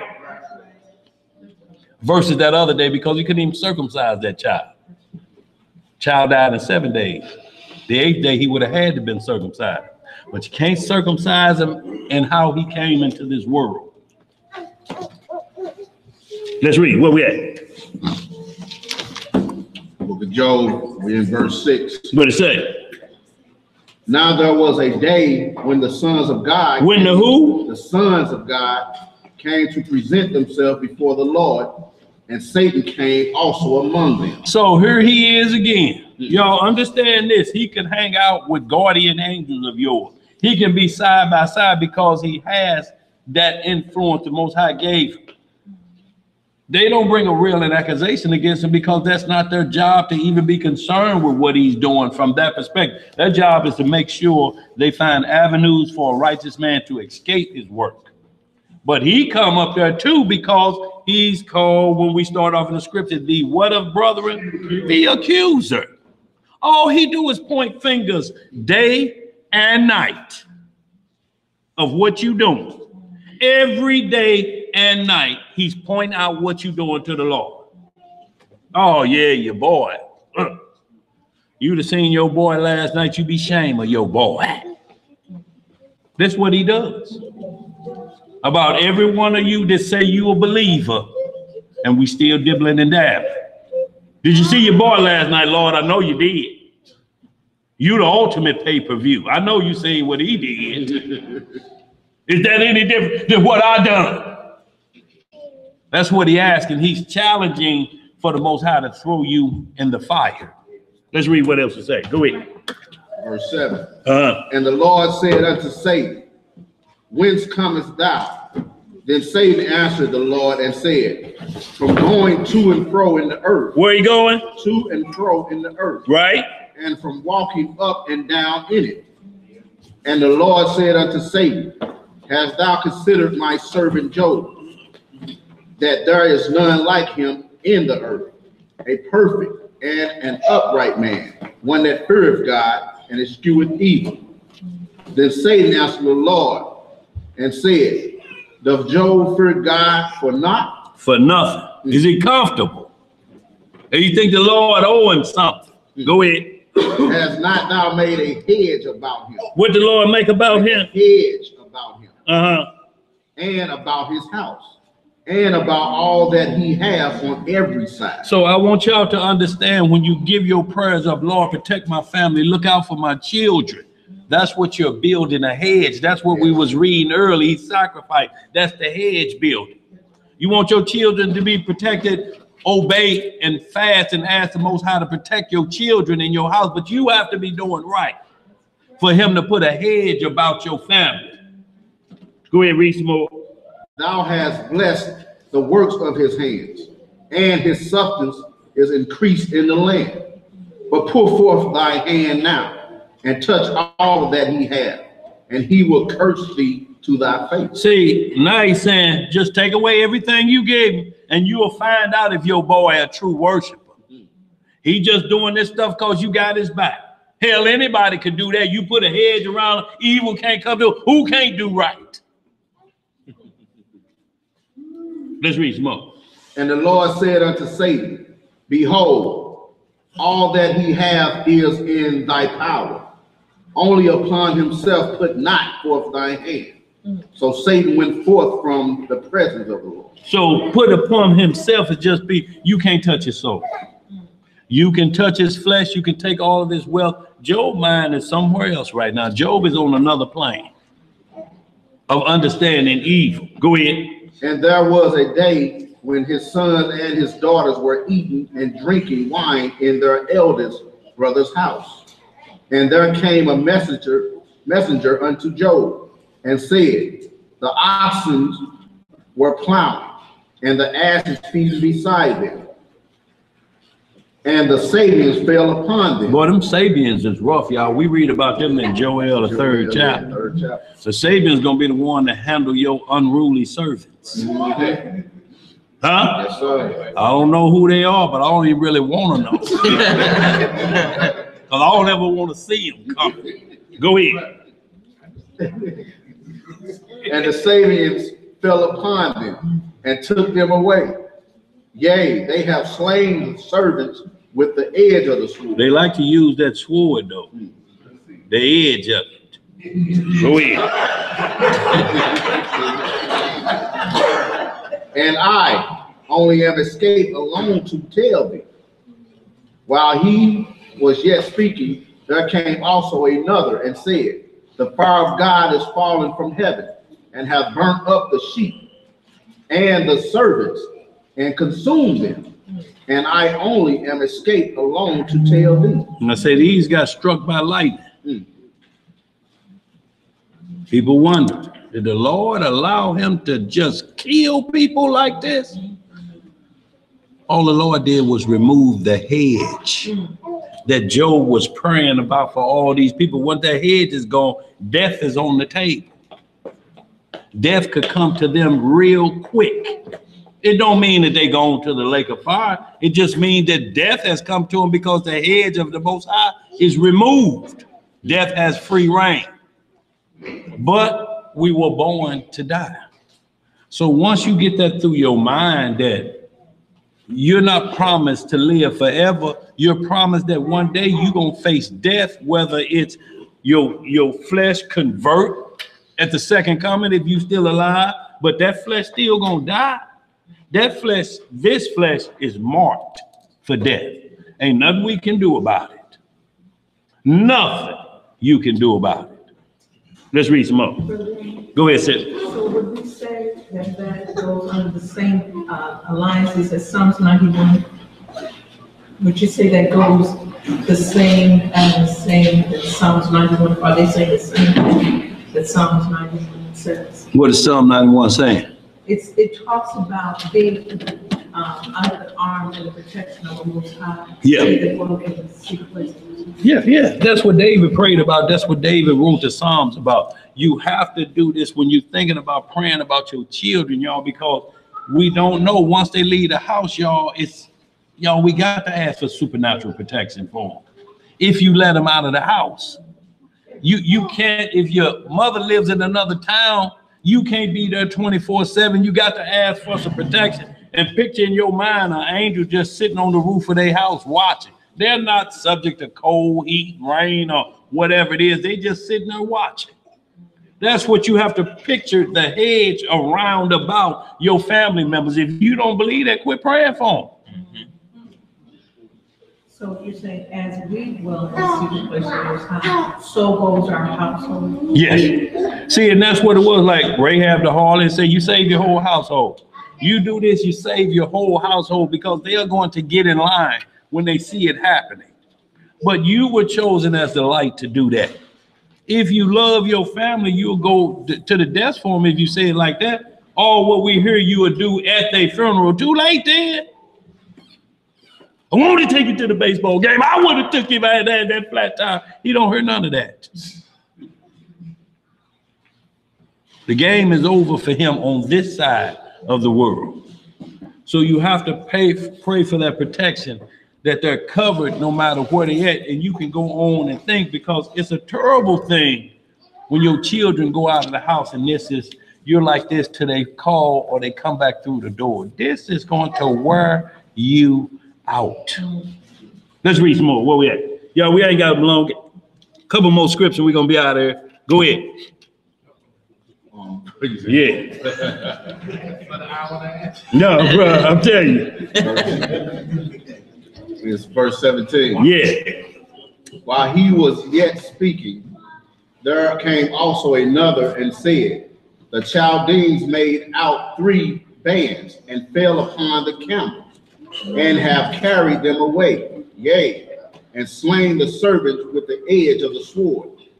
And I only am escaped alone to tell thee. While he was yet speaking, there came also another. Look, how is he getting news like this? Y'all talking about bad news. This one after other. Every time he did, somebody else knocking the door. Joe, man, it's over for them. Joe. All bad news. Go ahead. Verse 18 again. While he was yet speaking, there came also another and said, thy sons and thy daughters were eating and drinking wine in their eldest brother's house. And behold, there came a great wind from the wilderness and smote the 4 corners of the house. And it fell upon the young men, and they are dead. And I only am escaped alone to tell thee. Then Job arose and rent his mantle and shaved his head and fell down upon the ground and worshiped and said, naked came I out of my mother's womb, and naked shall I return thither. The Lord gave, and the Lord hath taken away. Blessed be the name of the Lord. In all this Job sinned not, nor charged God foolishly. All this he sinned not, nor charged God foolishly. Never blame the Lord for any of this. And some say, well, there had to be the Lord to let the whirlwind to the demons can muster up anything. Just like you can he said you can move a mountain. They understand this process. They were up on high. Just like the Messiah, when the storm and the disciples thought they was going to die and it was tumultuous, he just did like this. It said he rebuked the storm. Settle down.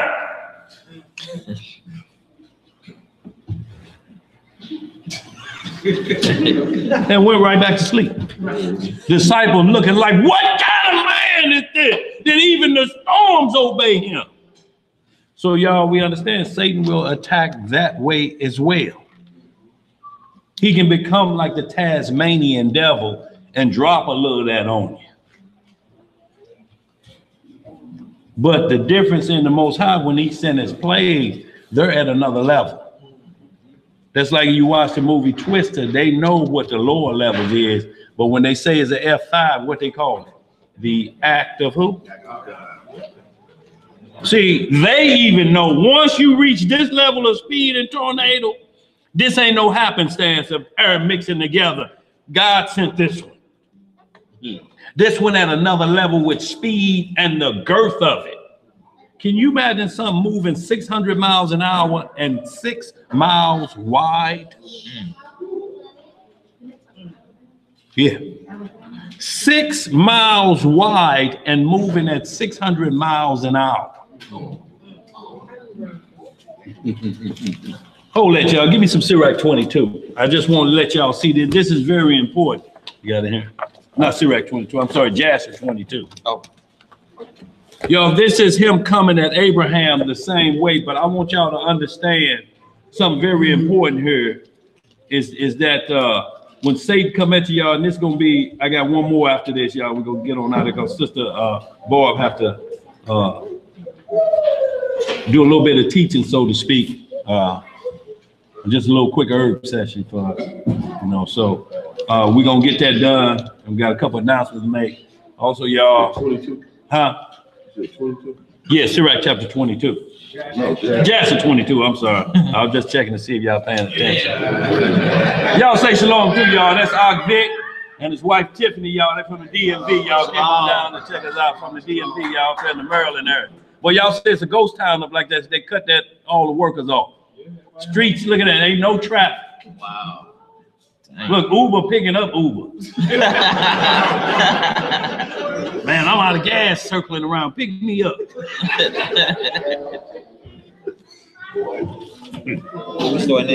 Jasher 22:1.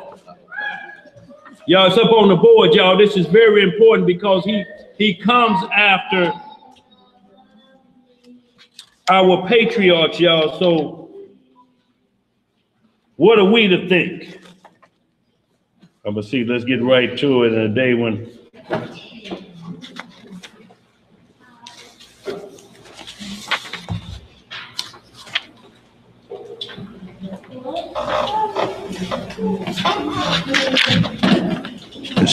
like the end, like 46 or something like that. Nah, I want to get right. Yeah, okay.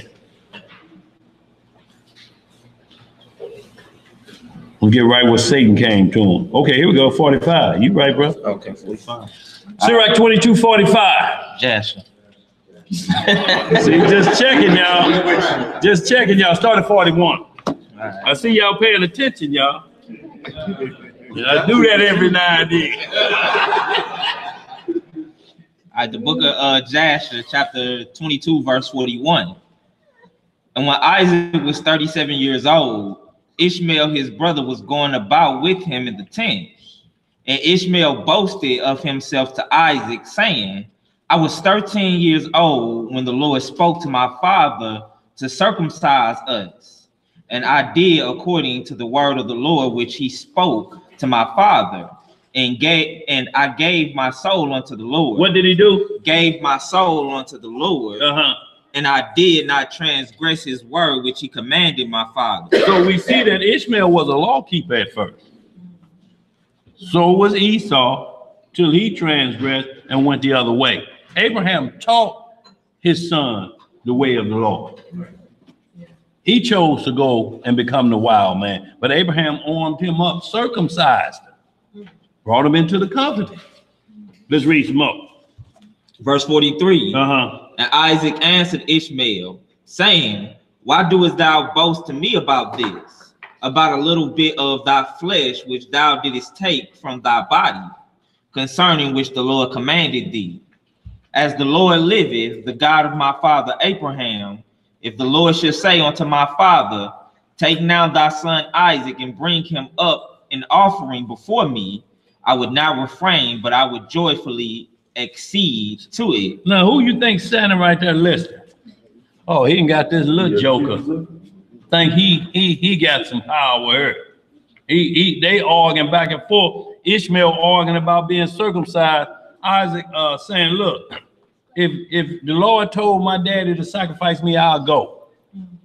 He's 37 years old at this time. Y'all have to understand this. He wasn't no little boy. Like the shows always have him as a little boy, little beezy size being put on the altar. No, he was a 37-year-old grown man. He was a lad, meaning that he had not been with a woman yet. He was a laddie. 37. Wasn't concerned with that. Was more concerned about righteousness. Go ahead, read some more. Verse 45. What it say? And the Lord heard the word that Isaac spoke to Ishmael, and it seemed good in the sight of the Lord. And he thought to try Abraham in this matter. And the day arrived when the sons of God came and placed themselves before the Lord. And Satan also came with the sons of God before the Lord. Here he come again. Go ahead. And the Lord said unto Satan, whence comest thou? And Satan answered the Lord and said, from going to and fro in the earth, and from walking up and down in it. And the Lord said to Satan, what is thy word to me concerning all the children of the earth? And Satan answered the Lord and said, I have seen all the children of the earth who serve thee, and remember thee when they require anything from thee. See, he's saying all they do is call on you when they need something. That's all your children do. They benefit believers. Go ahead. It says, verse 49, and when thou givest them the thing which they require from thee, they sit at their ease. What they do? Sit at their ease. Then got comfortable. Go ahead. And forsake thee, and they remember thee not. Hast thou seen Abraham the son of Terah, who at first had no children, and served thee, and erected altars to thee wherever he came, and he brought up offerings upon them, and he proclaimed thy name continually to all the children of the earth. And now that his son Isaac is born to him, he has forsaken thee. He has done what? Forsaken thee. Y'all heard the accusation Satan making against Abraham? He like, look, since you gave me Isaac, he don't even talk about you no more. And he ain't heard from him like he was doing before. He was all throughout the earth, washing people's feet and stuff. I ain't heard him say nothing about you, Lord, since Isaac been born. Let's read some more. He has made a great feast for all the inhabitants of the land, and the Lord he has forgotten. What has he? Who has he forgotten? The Lord he has forgotten. Uh-huh. For amidst all that he has done, he brought thee no offering, neither burnt offering nor peace offering, neither ox, lamb, nor goat of all that he killed on the day that his son was weaned. Even from the time of his son's birth till now, being 37 years, he built no altar before thee, nor brought any offering to thee. For he saw that thou didst give what he requested before thee, and he therefore forsook thee. Verse 54, and the Lord said unto Satan, hast thou thus considered my servant Abraham? For there is none like him upon earth, a perfect and an upright man before me, one that feareth God and avoideth evil.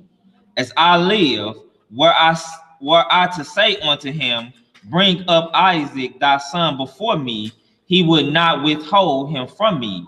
Much more if I told him to bring up a burnt offering before me from his flock or herds. And Satan answered the Lord and said, speak then now unto Abraham as thou hast said, and thou wilt see whether he will not this day transgress and cast aside thy word. So you see that how he comes at you is when the Lord give you something, then he attacks again. Because he's waiting for you to get into a comfort zone with the Most High. And not, you know, and lose your thing, so to speak, just kind of be laying back. I'm comfortable now. Y'all know how we can get in comfortable modes. Real easy. And turn our back on the Lord. But this is Satan watching everything. He ain't built no more altars in 37 years. He built one in Mount Moriah. He did one over here. But since that boy been born, he ain't said nothing about you. He don't care about you. He didn't invite you to the weaning of Isaac when Isaac got off the breast milk. You wasn't invited, Lord. I ain't heard no talk about you around these parts. Them kings here, he inviting all them. Ain't said nothing about you. This is, they all right? Yo, this is where the Satan is accusing constantly, y'all, constantly watching for you to slip. And the Lord will put a test on. He's like, look, if you want to find out for yourself, I'll just do it then. I know my servant. They hear my voice. I know them. Ain't no, you can take all of this stuff means nothing to them. It's just materialistic stuff. They waiting on the kingdom.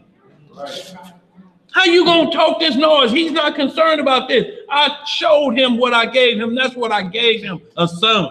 He didn't ask. I gave it to him. I promised it to him. And just like Job said, naked I came and I'll leave. But what I won't do, y'all, because we're running out of time, I just want y'all to see that as well, again, of how he comes when he gives you some and you say, thank the Lord, and different things like this. Satan don't stop. Right. What he keep doing is see if you just gonna fall off after you done got that good gift. Do you fall off? Hit me some 110 right quick. 1 chapter 9. I just need to get that right quick so we understand something about the law. You said what? 1 Timothy 1. Oh. Yeah.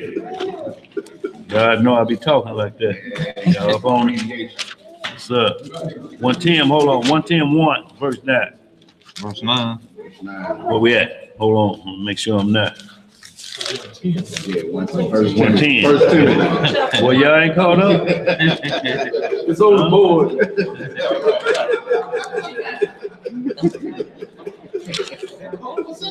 That's cold now. 110. Y'all, and I want y'all to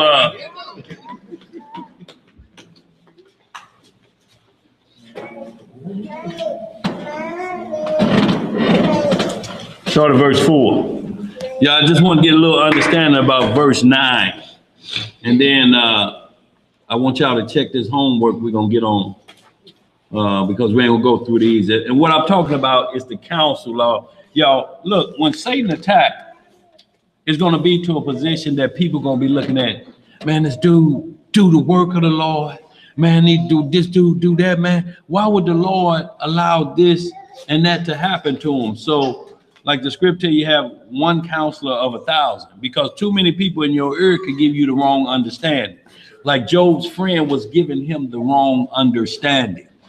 And we're not going to read these. I just want y'all to see at the beginning of the chapters how to study the book of Job. Y'all, these are 4 people talking about what's happening with him. 3 of them are his best friends. And he got a young understudy, Elihu, there. And they're trying to explain to him or get some answer to him. Bro, you had to do something. The Lord wouldn't do you like that. Kill your kids, your herd, and all your cattle gone. Man, you did something. He's like, man, I don't know what I did, you know. And oh, no, nah. So as you get in there and you see these conversations, everything of bad conversation, you have to remember that this was bad conversation that he gave to this individual.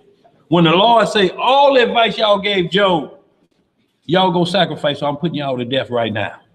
So that tends to let one know when I read the certain chapters of these brothers, I got to be careful that I don't give this advice to somebody else, because that was bad advice. That almost got them killed. K-I-L-T.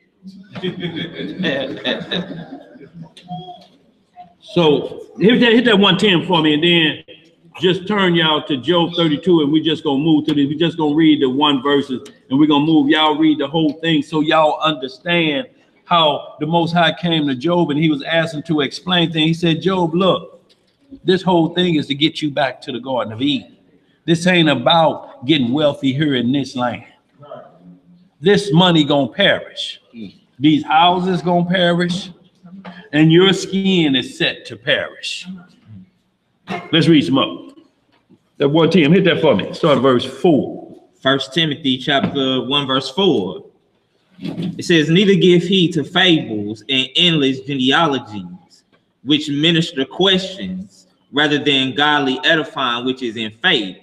So do. So don't even get into fables and endless genealogy. How we know who God daddy is. How we know who his daddy is. How we know who God granddaddy is.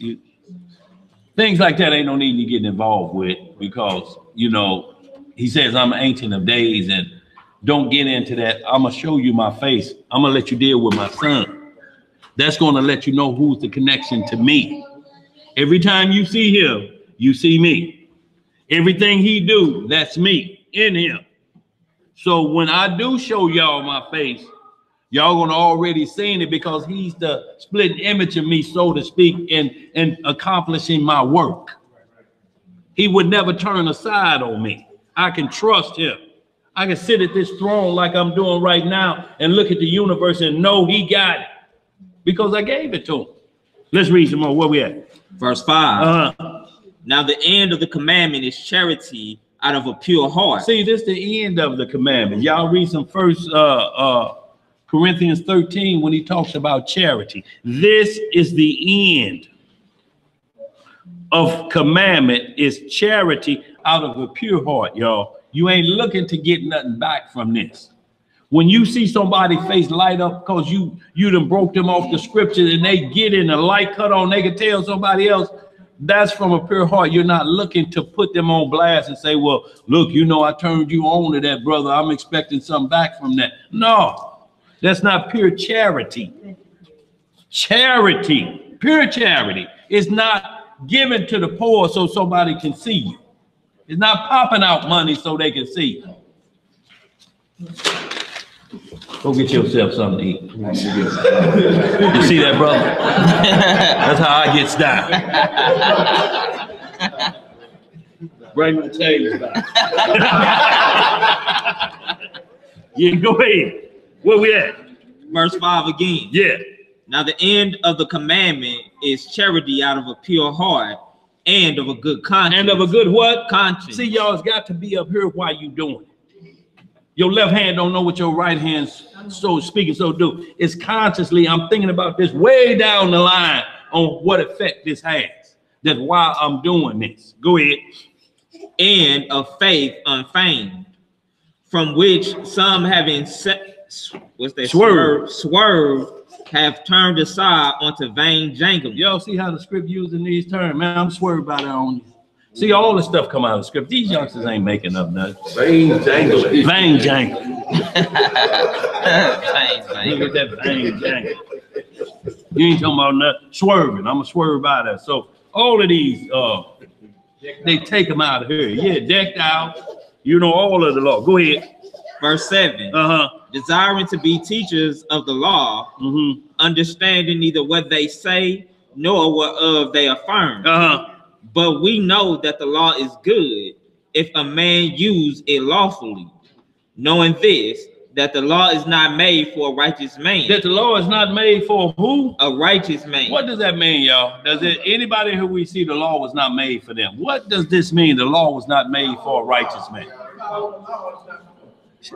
If you don't steal the law was made for the man that breaks the law. See, we wouldn't even be talking about fringes if it hadn't been for disobedience.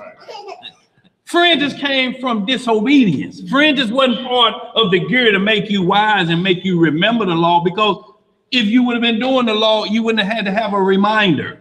That's what he said. Give them fringes so that they can remember not to go pick up sticks on that day. Give them something to look at so they can see it. Remember your fringes. Be careful, y'all, that mic on right there. Yeah, so, you know, you have to understand what it's saying. The law was not made. Fringes was made because of sin. If that man hadn't went out and picked up the sticks, would we be wearing fringes? This is what you got to ask yourself. Was Abraham wearing fringes? See, these are some things you really got to think about, because they didn't come on the scene till when? Till he did what? Let's read some more. What it say? Verse 9 again.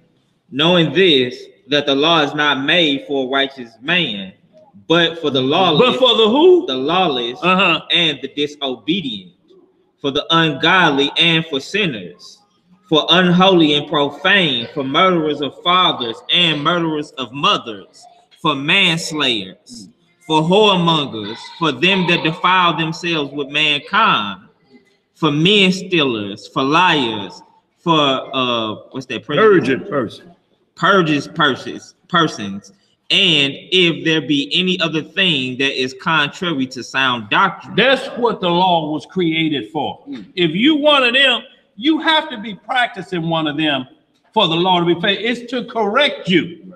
If you're not doing anything on that list we just read off, then the law ain't for you. You're a righteous man at that point. It don't mean it ain't nothing that's going to get to you eventually if you're doing something. But if them all the list, it's like people, you know, the Christianity, they'll say, well, the law is done away with. You know, and can't nobody keep the law. You just ask them, did you steal yesterday? No. Did you steal the day before that? No. Did you kill anybody and bust their head for their money coming out of check cashing place? No. Why did you keep those laws then? If nobody can keep the law, why do you not do that? Because it's wrong. Wrong to who? Wrong to who? Well, to the most. If it don't matter, all that's nailed to the cross, then start killing somebody and going in somebody's purse. If it don't matter. I want you to leave all pocketbooks up here. Up here. Don't go through them. I'll give you your IDs back. Right. Right. See, so y'all, when you understand it from that perspective, that once you start whittling away at these things, you're only working on some that have these laws. You know that I don't do that, so that law is not pertaining. Keeping it, I'm keeping it by I don't do that. It's just I got to keep getting to these ones that Satan keep pointing out to the Father about me. There you go again. There it is. Lord, I guarantee you take that head from him, and I believe that boy eat all the ham hock helper in existence. Oh man, ain't enough help for that. No, he done already learned how to fast out of a pure heart, so he understands that when the time that we may not be able to eat, I got to go on spiritual food to eat. Did we finish that? Yeah, we did. Okay. Y'all, let's just hit. I just won't turn to these chapters. We ain't gonna read them, but let's just get into Job. I'm just so y'all can look at this. And that's the homework, y'all, to go back and see the advice that he gave his friends, and then see where we end up in 42, so you understand Job and these plagues he was under. If we don't understand them, we're just using Job to cherry pick and do different things. This was a walk, 42 chapters about a man's integrity to serve the Most High. It didn't have to go into his lineage because this is all spiritual. Friends giving you advice, you sitting up there full of sores. I'm talking about the dogs just list his sore. A doctor can even come close to him. Job was stinking so bad they were just throwing perfume on him from way back here because his skin was rotten. Dogs was just licking his sores. And I'm talking about they were talking to him like this. Dog, you done something the way you stink up in there. Yeah. I done seen some sinners, but boy, you stink.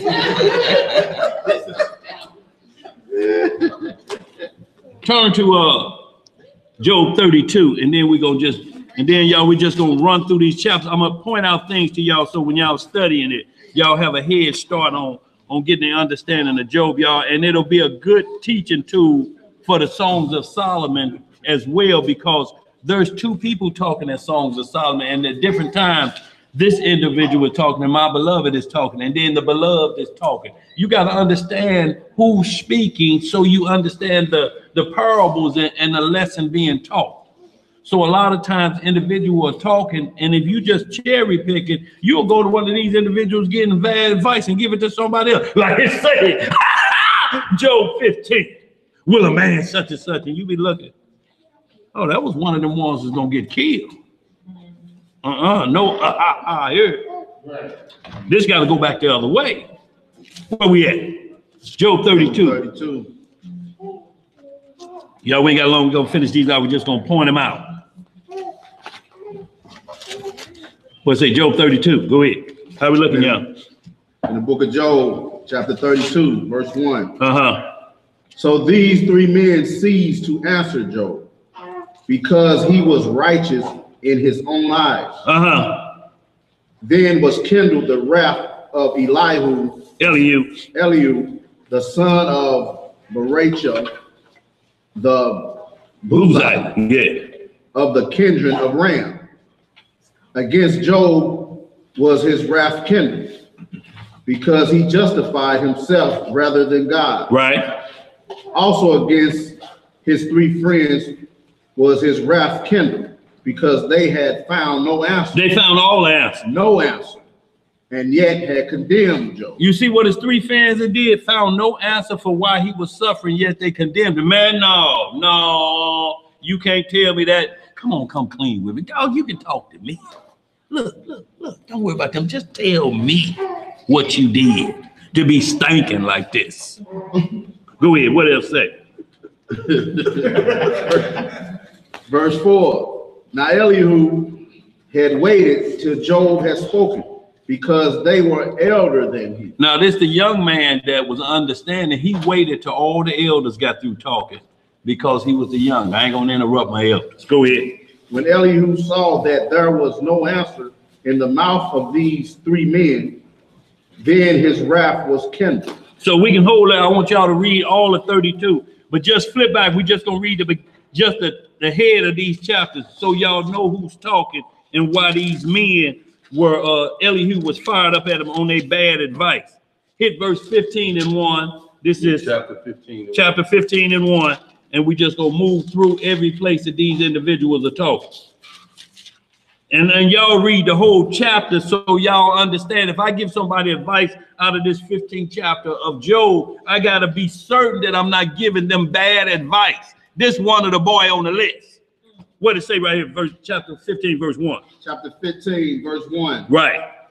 Then answered Eliphaz the Temanite and said, should a wise man utter vain knowledge and fill his belly with the east wind? Now y'all read that whole chapter, but this is Eliphaz the Temanite.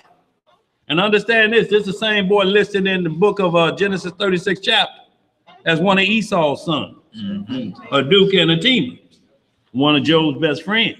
Is the Edomite here. Same Edomite, same one mentioned in the writings in Genesis 36 chapter of of Esau's offspring. Now flip right over to the 18th chapter, y'all. We're just reading one verse so y'all can see the conversation, and y'all study the conversations of these individuals so you don't get bad advice or see what advice or how they were reasoning with Job. Go ahead, what did it say? Verse 1. Yeah, just verse 1 of these chapters. Chapter 18, verse 1.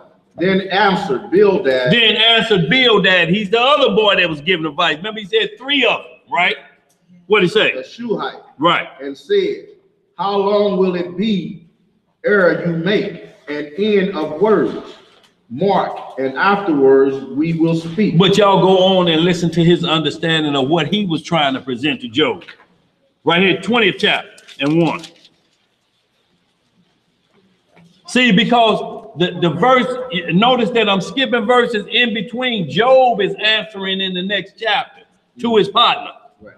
So like we hit 15, 16, Job is answering, and 17.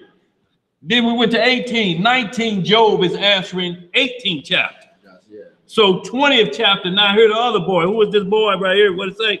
Then answered Zophar, the Namathite, and said, therefore do my thoughts cause me to answer, and for this I make haste. So y'all read that whole chapter and see, and then you see in the 21st chapter, who answered? Job answered. And then we get to chapter 22. Who back talking again? Eliphaz the Temanite. Then we jump to Job answer the next 3 chapters. Then we get to chapter 25. Who answered again? Who running his mouth again? Bildad running his mouth again in 25. Job answers 26 through 30 on, and then we get to Job continue, and then 32 is where Eliphaz came in. Eliphaz talks, the young man who was given righteous understanding, talks through chapter 32 through 37 of righteous judgment about Job's situation. And then you get to 42, y'all. Let's just read 42, y'all. We're going to close on out of here. Just the first couple of verses. 42. Right. Verse 1. Then Job answered the Lord and said, everybody there? Okay. Job chapter 42, verse 1. Then Job answered the Lord and said, I know that thou canst do everything. Can do what? Canst do everything. See, Job say, after all this, I know the Lord can do everything. I'm not confounded about that. I'm not misunderstood. He can do everything. Go ahead. And that no thought can be withholden from thee. No thought can be withholden. So he's going to judge our consciousness, not our action. The Lord going to judge what you were thinking when you did that sin. So he can put it to you to let you know it wasn't by mistake. You've been practicing this. Like R. Kelly, watching them films, had a whole bag of films. What are you watching them films for? How is you watching peeing on a child? What is you critiquing? Damn. Bang and jangling. Right. Should have been, boy, if I'd have drank that old E800. Oh, man. That piss would have been sizzling. I mean, what else is he reviewing them for? What is he saving them for? But to get more wicked. Who had a question? Go ahead, sis. We're coming to the end of this month, and here on this next month, I just got to load it up on the appointed time calendar. And we're asking for donations again: toiletries, bottled water, shaving, shave, sanitary napkins, toothbrush, toothpaste, razors, soap. Has- And we need the bags that we can put the items in, the gallon Gallon bags, Ziploc. Yeah, the Ziploc bags, yes. yeah. And what's still speaking of is the feast day 30 days before Passover. So we're looking at March 19th, right around there. Is that what it's saying? It says 228 to 300. 228, that's 30 days before Passover? I saw that on Hebrews, but I didn't. Well, let me double check that, y'all. We want to double check that, but y'all, that's the day that you give back to the poor. You know, that's the day that you really bring out some good charity, y'all, and give back to the poor on those days. So, sister, we're going to set all that up, and you know how we do it. We get a class on it, we get everything. And y'all, we have a crew down here getting all those bags ready, and then we hit the streets. So, y'all, that's what sister's speaking of. But just hit that 42. I just want to get right to the point where he let his friends have it.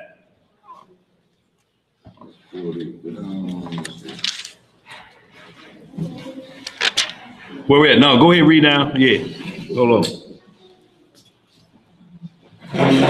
Okay, go to verse 7. All right, we're at verse 7. Yeah, and then we're going to get on out of here. Go ahead. And it was so that after the Lord had spoken these words unto Job, So verse 1 through 6, he was speaking to Job. Now verse 7, go ahead. the Lord said to Eliphaz, What'd he say? the Temanite, my wrath is kindled against thee and against thy two friends. And against his what? Two friends. Now this is the wrath of the Lord stirred up. Who want to hear them words? Go ahead. For ye have not spoken of me the things that is right, as my servant Job hath. Therefore take unto you now 7 bullocks and 7 rams, and go to my servant Job, and offer up for yourself a burnt offering. And my servant Job shall pray for you. For him will I accept. Who he gonna accept? Job. Lest I deal with you after your father. Lest I deal with you after your father. Go ahead. In that ye have not spoken of me the thing which is right, like my servant Job. So Eliphaz the Temanite and Bildad the Shuhite and Zophar the Naamathite went and did according as the Lord commanded them. The Lord also accepted Job. And the Lord turned the captivity of Job when he prayed for his friends. Also the Lord gave Job twice as much as he had before. Now, if y'all understand what he did, he turned Job's captivity after he prayed for his friends. They doing the right thing, and they said, go to Job, he gonna pray for you. And after Job did that and that was accepted, then the Lord turned his captivity off what had him in bondage. And that was Satan's attack on him. Now, I wanted to hear y'all write down the Luke. Make sure y'all write this down too. Luke 22:31, and that's Peter's test. Where Satan stood up against him. And the Most High said, I got to pray for you. Just like he just told Job to pray. He said, I got to pray for you. Satan talking about sifting you like wheat. Now, you think about that. Satan come, you got your boy with, Satan come up to the Messiah and say, I'm getting your boy. I'm getting your boy. Wait and see. I'm getting Mr. Tough Man. I'm coming after him. And the Lord said, I got to pray for you, Pete. He coming after you, partner. I wish he would. I wish he would. He talking tough. He say, Pete, you don't know who we talking about. This kind of third of that. I don't want to hear nothing about that. He said, before the cock crow thrice, you gonna deny me how many times? Not me, Lord. Boy, when he seen that whooping that was putting on the Messiah, as soon as that lady said, there he is, there's partners here. Not me. Right there, him right there. His voice is a Galilean. Peter looking like, who? Who, me? What? I don't know him. I don't know him. Y'all, so we have to understand if he attacked the disciples with the Messiah there. Y'all, this truly is a supernatural battle. Y'all gone? Shalom, y'all. Shalom, family. Shalom, shorties. We'll be out there too. Y'all be safe. With them seatbelts on, stay in that car seat. Where we at, y'all? We done with that? Y'all, we're going to go and close out. Anybody got any questions or concerns? before we get out of here, because we gotta let Sister Barb, she want to run some things by you today. So y'all will spend a little bit of time there before we lock everything up and get on out of here. Sister Barb, how much time you need? You good? I got, yeah, okay, and I got a bag for you over too, Sister Support set. No, wherever more comfortable for you. Is that better? Is that better? If you want a lot of people, I can just rush everything over here. No, we go over there. Ain't no bigger these young folk.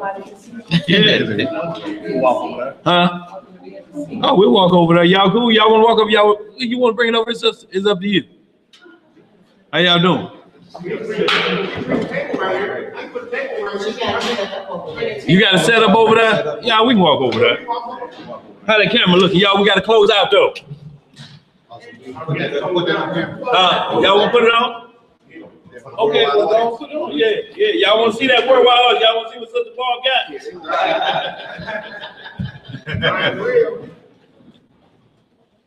Do a song first.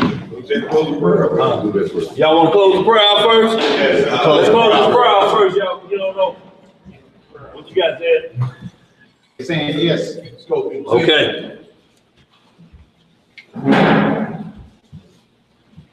Psalms 93 was the Most High's permission. And named his only begotten Son. Long live the King. Long live the King. The Lord reigneth. He is clothed with majesty. The Lord is clothed with strength, wherewith he had girded himself. The world also is established, that it cannot be moved. Thy throne is established of old. Thou art from everlasting. The floods have lifted up. O Elohim, the floods have lifted up their voice. The floods lift up their waves. The Lord on high is mightier than the noise of many waters. Yeah, than the mighty waves of the sea. Thy testimonies are very sure. Holiness becometh thine house, O Elohim, forever. Hallelujah! Say loud! Y'all gonna walk over? You taking the camera over? Yes, sir. Okay. Y'all got a shekel too, y'all. We greatly appreciate it. I want to thank y'all for y'all support.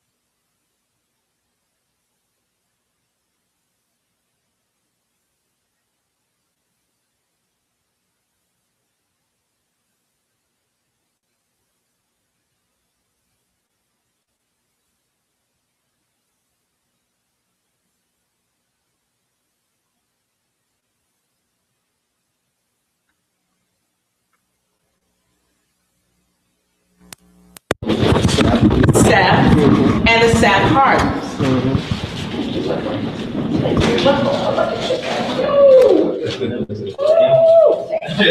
Thank you.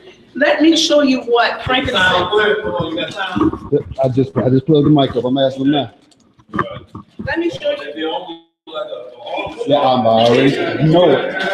You know. Let me show you what frankincense looks like, family. You're my family, so where's this Deborah? So frankincense looks like this. You can see it really good on Sister Deborah. I want one. Really see it on me. You see that? Hold on, sis. Hold on. I'm multitasking here. Frankincense is like tears. Put your hand down again, Sister Deborah, please. And it smells, when you burn it, it Remember smells the wonderful. incense I had? What frankincense did, what they did in the biblical days, frankincense was a tree, it is a tree. And when the tree goes through all of this turmoil, what comes out is, they say, it comes out as a toxin. It gets rid of all the toxins in the body. But those toxins are good for our bodies. Because if you remember in the scriptures, they talk about, he said, with the blind man, he says, what do you see? He said, I see trees. He thought the men were trees. We get a lot of things from our trees. Have someone ever spoken to you about turpentine? Yes. We used to take turpentine as kids. Well, I did. Turpentine, and used to put it on sugar. Well, at the beginning of the winter season, they would get, but let me relay that with this. Family, when you do turpentine, you just can't go to the store and get any kind of turpentine. Right. It's called turpentine spirits. And the turpentine spirits is different from because the regular turpentine will kill you. I want to throw that out there. Turpentine spirits are what you need. And they put so many drops on a piece of sugar. Well, what happens to that? The parasites that are in your body, we do have parasites, different shapes, about 15, 20 of them, different types of parasites in your body. And those parasites go to the sugar. They're going to say, that's why they tell you, no sugar, please, because it's toxifying to the body. When it goes to the sugar, it tears the body down, the parasites do, because they're looking for, and who's ever been up at night and all of a sudden their nose runs and they can't breathe and they go through these little episodes of having to walk? I know I used to, you can be honest with me. So one of the things you might want to do, and that's knock off sugar, especially before you go to bed, especially. That would boost your immune system so that your immune system will be good for the next day. One of the things I'm going to show you, another thing I'm going to show you rather, would be this. I was telling Brother Ben, when you get up, before I go here, there's someone that I was talking with about infection in the body. Boswellia, which is what, this is Boswellia, which is only thing it is frankincense in there. It's frankincense. And they put it, it's frankincense. That's all Boswellia is. Boswellia is a frankincense. You can get it from the store. And guess what that does? I know some of you take it in, and you can, some say you can chew it, and it's good because it helps joints, arthritis, for those who of you have issues with getting up. I was hoping that Brother Uriel was here and Arya, because frankincense is good for joint pain, arthritis, and different joint muscles. It's good for that. So if you're having issues with your back, with your legs moving when you first get up, this is what Boswellia will do for you. It helps with the joints. Plus, it also helps your pineal glands. I know we heard Brother Daniel talk about the pineal glands. It helps the pineal glands. It wakes you up. It stirs that inside of you on the inside up. It builds you up. So that is what this is. I'd rather get it in this form, in the original form, than get it like this, like Sister Deborah having her hand. I wish I had the melanin, more melanin in my skin. In the summertime, I bathe in the sun because I love my melanin. And so it would. I did. Thank you. So another thing I want to use to build up your immune system is, before I go there, another thing for your joints, for those of you who have tendonitis, that you have hearing issues with it ringing in your ear, and all of this comes around about immunity, boosting your immune system, okay? All this is boosting your immune. Can I use you, Brother Ben? Take your hand, take a couple drops. Just only thing you need with this is a drop. And what's that again? This is called helichrysum. Helichrysum. That's all this is. It's very expensive, just as you would, it's expensive as it is for frankincense. Frankincense to me is expensive. But helichrysum. And what helichrysum, excuse me, what helichrysum does, you can take one drop, put it where you have, if you have tendonitis, all the areas, but you want to do it just like this. Let me show you, if you'll allow me. Sister Deborah, let me use you as my helichrysum, you want to put it all where the ear, my hands are cold, that's right, all where your ear, all around your ear, and go down. All where your ears, where you have the inflammation in your ears. You can do this on a baby that's having earaches, that have problems with earaches, adults that have earaches. You need one more. So I want to do the other side. So you do it all the way down. You're going to go all the way down, and you're going to all those places where you have issues with your ears. You can let them smell if you want. And put this on the other ear. And then you're going to take this side and go on this side. All the places where you have your ear would be infected. This is an excellent, this has about 15, 20 different remedies for the body. Smells wonderful. If you'd like to smell that, that's called helichrysum. It's good for arthritis, it's good for joint pain. I'm just giving you a few things that's good for your system, for your body. But it has a plethora of other things that you can use helichrysum for. I'm going to tell my husband's business a little bit. When I name my husband, I name him, but then if I'm dealing with you, I won't name your name for privacy. My husband has issues because sometimes when he works, he's in his 70s, and he'll have issues with getting up. Sometimes because he works so hard and some of the things that he's gone through in life. Well, what he does, I do for him at night when his feet or his legs have pain and he can't sleep. For those of you who cannot sleep at night because of pain or joint pain or pain in your body somewhere, you can take the helichrysum. Okay, you can take the helichrysum and you can put it on that area. Only thing you need is just a drop. See, just a drop. And you put it on your body, and it takes away, give it about 5 to 10 minutes. Brother Daniel can use it. You got it. I didn't want to say it aloud. You can take that helichrysum, put a little bit on the gout, just a drop, and rub it in really well. Right. And it'll work.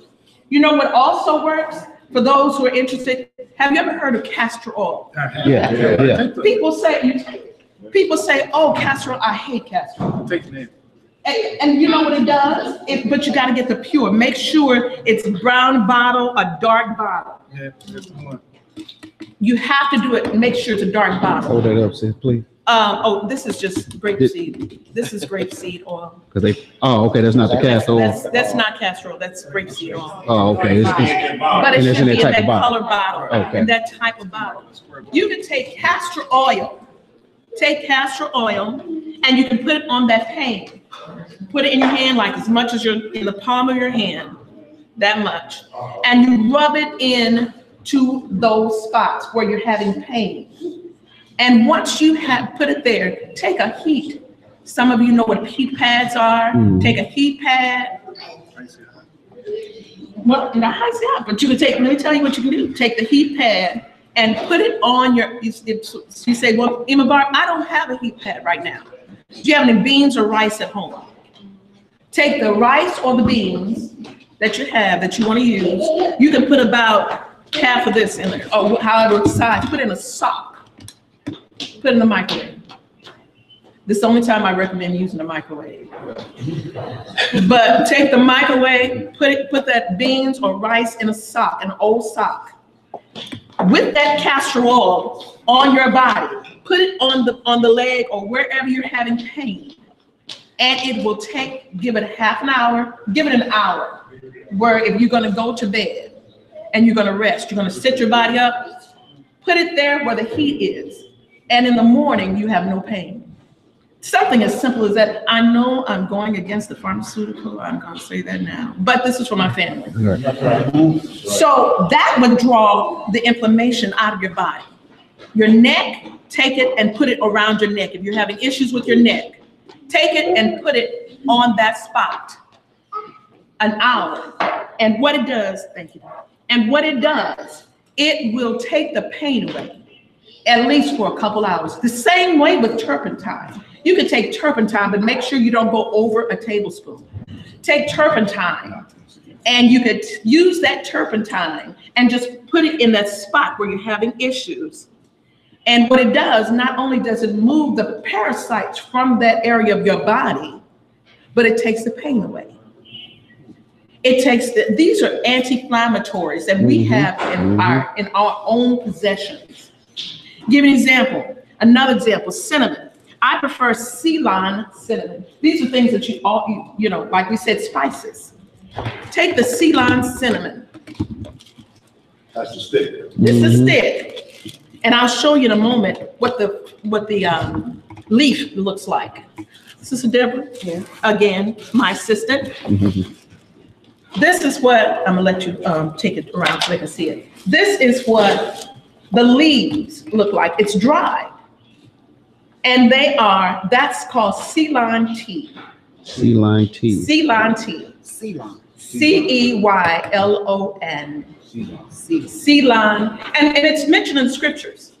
The reason why it's mentioned in the scriptures because when it goes out, and then it says that when Moses told Aaron, go in with the incense, and he said, take it through the camp and just run through it.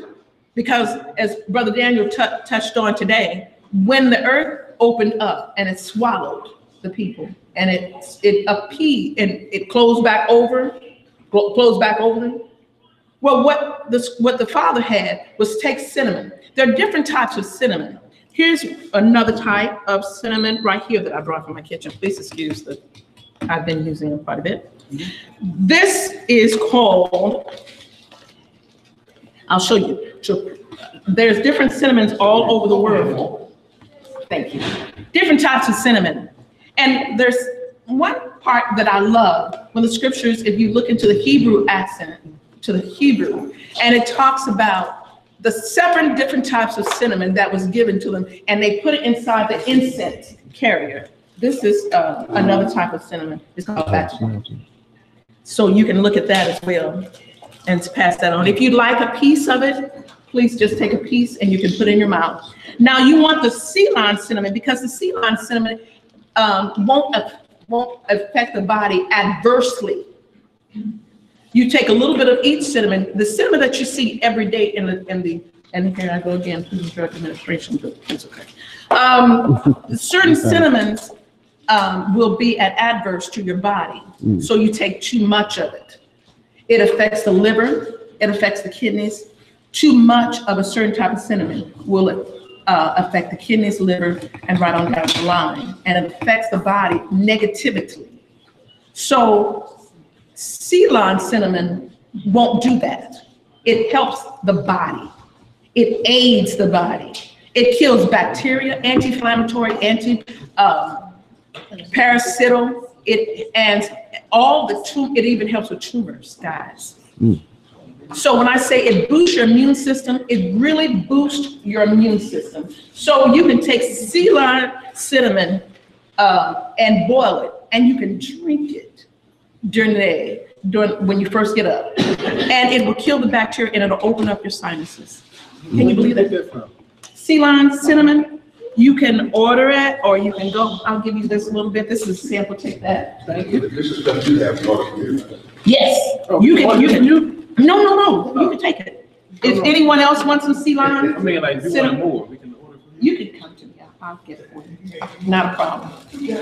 Anyone else want some? Do you have problems in the morning? This is enough that you can use twice in a cup of hot water and then put some cloves in it. Have you heard, who ever heard of cloves? The cloves. To the clove tea. She wants. You want this? And so what you can do is take cloves. I love cloves. I've spoken to one of the ladies here every day, and I got her hooked on cloves. His wife cloves, and what we do is we take cloves in the morning and make a tea, and then we treat it like coffee.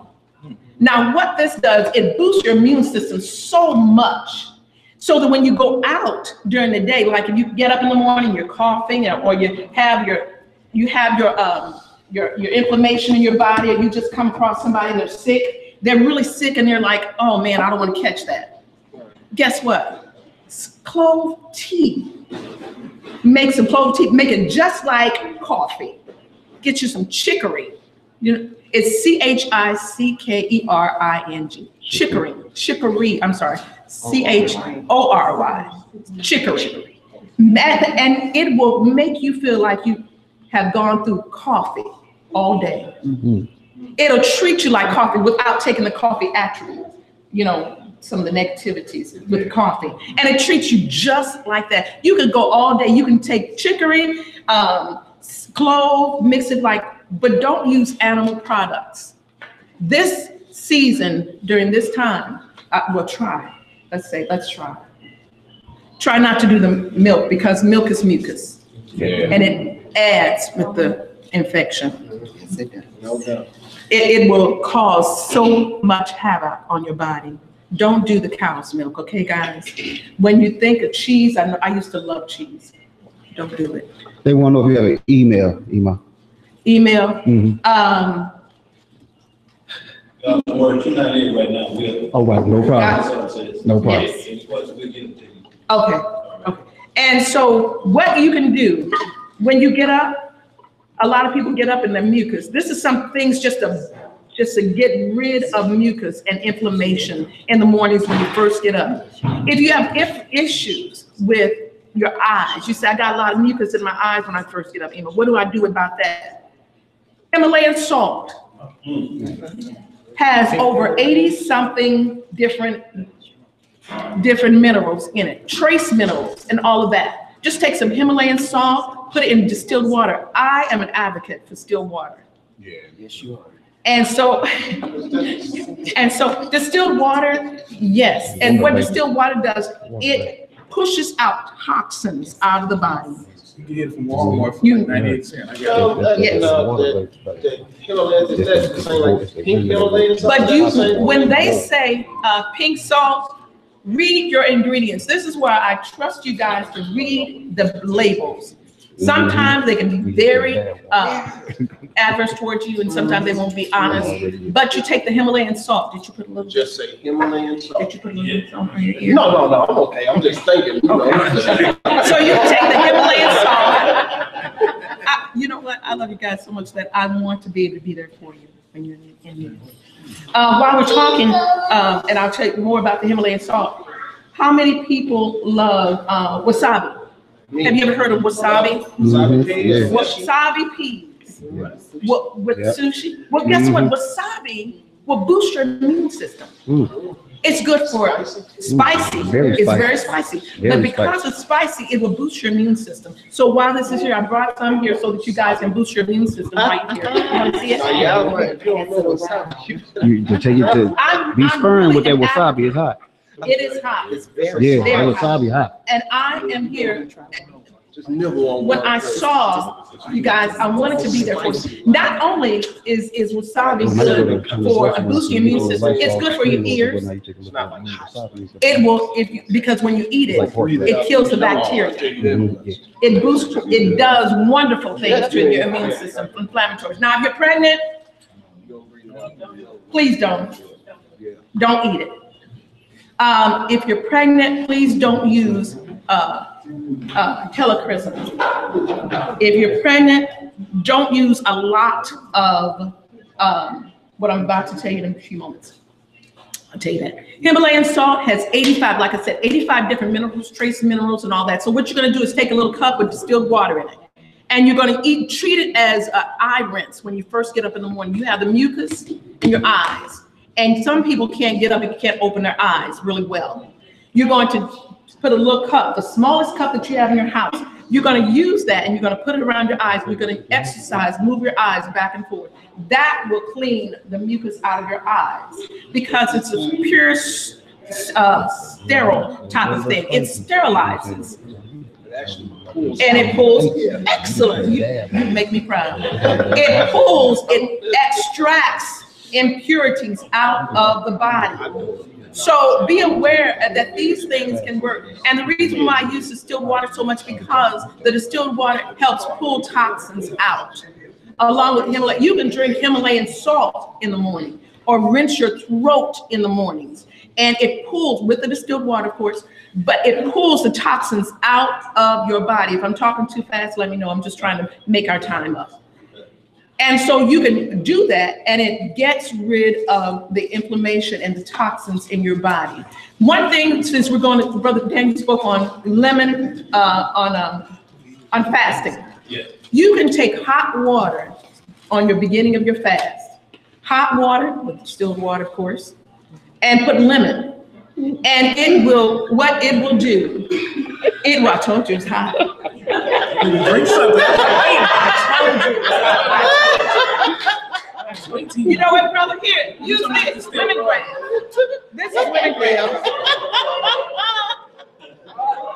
He tried to gobble it up. He got a lot of toxins in his body. That's some toxins.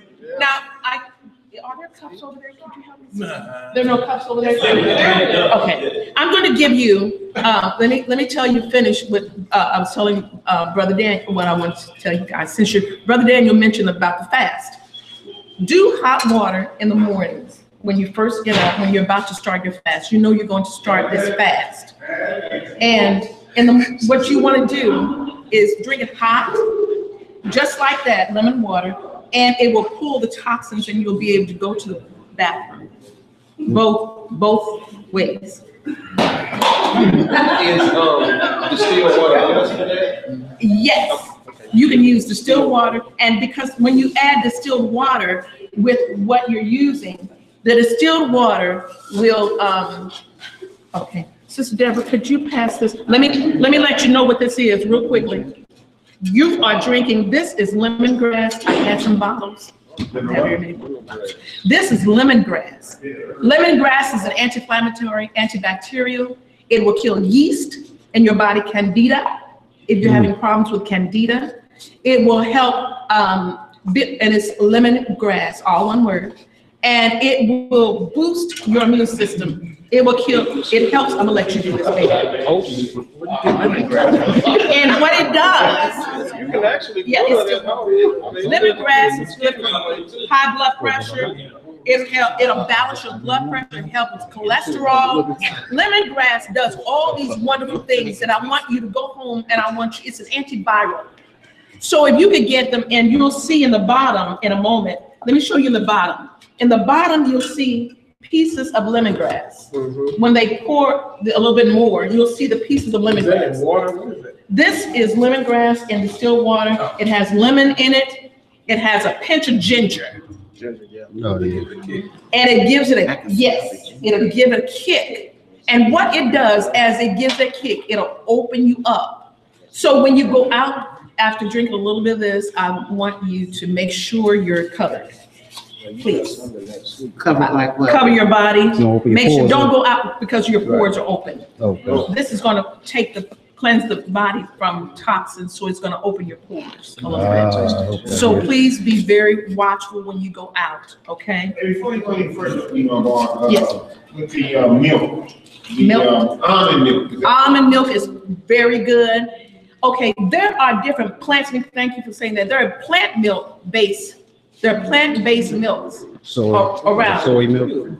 For men, do not do soy milk, please. Okay. No. Because soy milk for men, with your hormones, it'll make, they put a lot of things in soy for women, but men will grow breasts. Right. Give you swimming pool shrinkage. Swimming pool. So you don't want to. So you don't want to. Thank you. So you want to. This is not bad. This is something that you might want to be watchful. And the reason why I'm saying these things because I really need you guys to stay healthy. Stay healthy. Yes, I need you to stay healthy. And this lemongrass will boost your immune system so that it opens. Thank you, so that it opens your system and it'll draw some of the toxins out from the neck down, from this part down. From this part down, can you see it? Yeah. All this, it helps all that, and it draws. Also, lemongrass is good for anxiety. That's good. That's real. That's good. Real. You can have it. You can drink it hot or cold. You need one, bro. He was scared after that wasabi. He was spooked behind For the wintertime, I would ask if those are going through little issues and little problems with that, you can drink that every day. I give my husband, and he's in his 70s, I give him lemongrass every time, every chance I can, because it boosts his immune system in his age. And it's actually an anti-age. It has anti-age chemicals in it. Well, I shouldn't say chemicals, but it has anti-aging in it. And it will boost your immune system. Some people say that it even helps the eyesight. Lemongrass.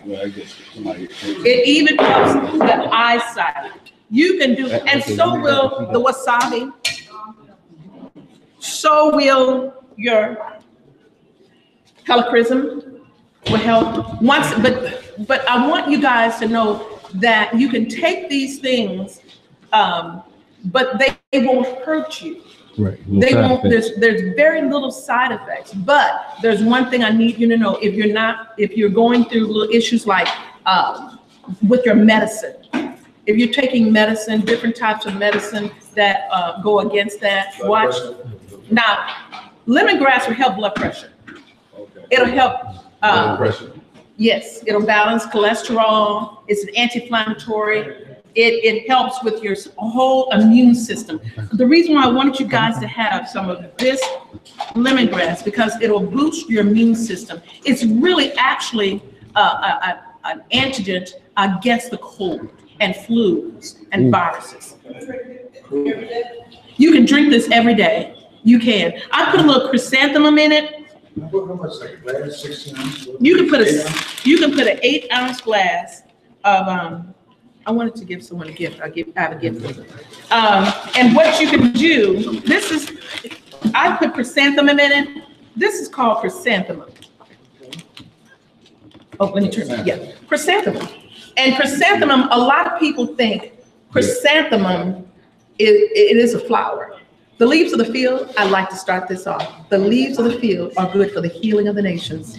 The leaves of the field are good for the healing of the nations. We use these leaves and these flowers. Just because you see flowers, let me tell you another thing. Ladies, when you go out, you can use, Sister Deborah, will you be my assistant one more time? Mm-hmm. What about the flu shot? The flu shot, please do not take that. Please, you're gonna have them. Please do not do the flu shot. The Creator has done wonderful things by Himself. Ladies, if you go out, you can find called rose water. You can take rose water, ladies, not only for your face, and men could use this as well, not only for your face, but ladies, you can take rose water and spritz it. You can even drink. I got my daughter-in-law drinking rose water. It's an antibacterial, antifungal. It gets rid of anxieties. Rose water. Just rose water. But you have to make sure, like Sister Naomi said, you have to watch what type. Not all rose water is created equal. Okay, right. So you have to watch. And next week, if I'm allowed, I can bring in the type of rose water that you can drink. Yeah. Okay. So you can drink rose water, ladies. It's a beautiful plant, but it's here for a purpose. That's right. You can spray it. It's an antibacterial, antifungal. It will boost your immune system, ladies, and it kills anxiety. It obliterates anxiety. It's roses. Yes, it's a spice. Just like, let me give an example. This is called sapphire. Sapphire, yeah, I've heard of sapphire. Sapphire it's good. Just turn your wrist a little bit. Thank you, sir. Sapphire is very good, right? Yes, hold that, brother Ben, please. But I have something that is even better than sapphire, because sapphire is not considered, it's a flower. You remember in the scriptures and they talk about sapphire or saffron? Saffron, it talks about saffron. Well, I'm going to let my assistant take the saffron around. Saffron is good for tendinitis. It's also good to get rid of all of this. They use saffron for different ailments. One of the things, remember when Magic Johnson was going through that little thing and he had all AIDS and all that? Well, one of the main ingredients that they use, and I'm telling their secrets, are saffron. Saffron is only harvested once a year. You could take saffron, and Sister Deborah's going to show you. You could take saffron. Now, saffron, real saffron, not that imitation. I get it in this type of container. It's a small container, but you could take 2. Don't take any more than 2, and you can put it in your mouth. I'll show you. Let me use who wants to be my assistant? Young man. Come on, Michael. Okay, where's my other brother? Come here. Don't be scared, Hebrew. He's all good. He'll come. I got that. I'll take them both. Come on back. I'm going to show you what it looks like. Yeah. It's red. It's red. Tip that down just a little bit more. A little bit more? Yes, ma'am, please. Just tip it down, please. I'll take it. This is red. This is called saffron. Wow. Saffron is only harvested once. Doesn't it smell wonderful? This is what the Bible talks about when they say the saffron. The saffron. The smell of it is wonderful. It can fill the room. But guess what? While it's filling the room, it kills bacteria. It kills so many. Here's my phone. Natural for breathe. It's a natural. Over there for me. And in that chair is my phone. Could you bring my phone for me? Because there are some things I wrote down for my group. And what this does, this saffron, you see where my purse is over there? No, it's my phone. It's one of the. Or is he going to take one of these? Yes. And put one in his mouth. Yes. Take a little bit, and I want you to put it in your mouth. And then once you put it in your mouth, I want you to show them. Do you mind showing somebody this your tongue? Right.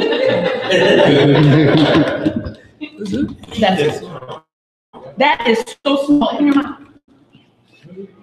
It's saffron. Now, what's saffron? Yes. Actually, you can, but make sure you got the real stuff. Now that you have it, now show them your tongue. Now remember, he put red. Now, what color is his tongue? Red is yellow. Yellow. Yeah. It's yellow. Here, you do. Let me put you. And what it does, saffron will kill bacteria. It helps tendinitis. It helps anxiety. Boy, everything helps anxiety. It helps stress. When you get it in your mouth after you. Now, you have to use this. This small bottle, guess what, guys? This small bottle is very expensive. Very expensive. See the people. Oh, okay. It turns yellow. Now, the reason why when they put it on their tongue, when you chew it, how you know it's the difference between saffron and safflower is that this is more softer than this. You know, the real saffron is crunchy. Always when you use saffron, it's crunchy. It's the fragrance, because they can make, let me let you smell the safflower. This is what safflower smells like. Smell the safflower and safflower. And see the difference in the smell of the safflower? And in comparison, when I opened up the saffron.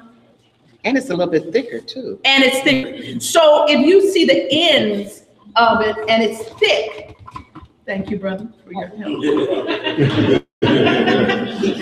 I tried to put a hole in this because I tried to open it and it wouldn't open successfully. So I put a hole in it because it's vacuum.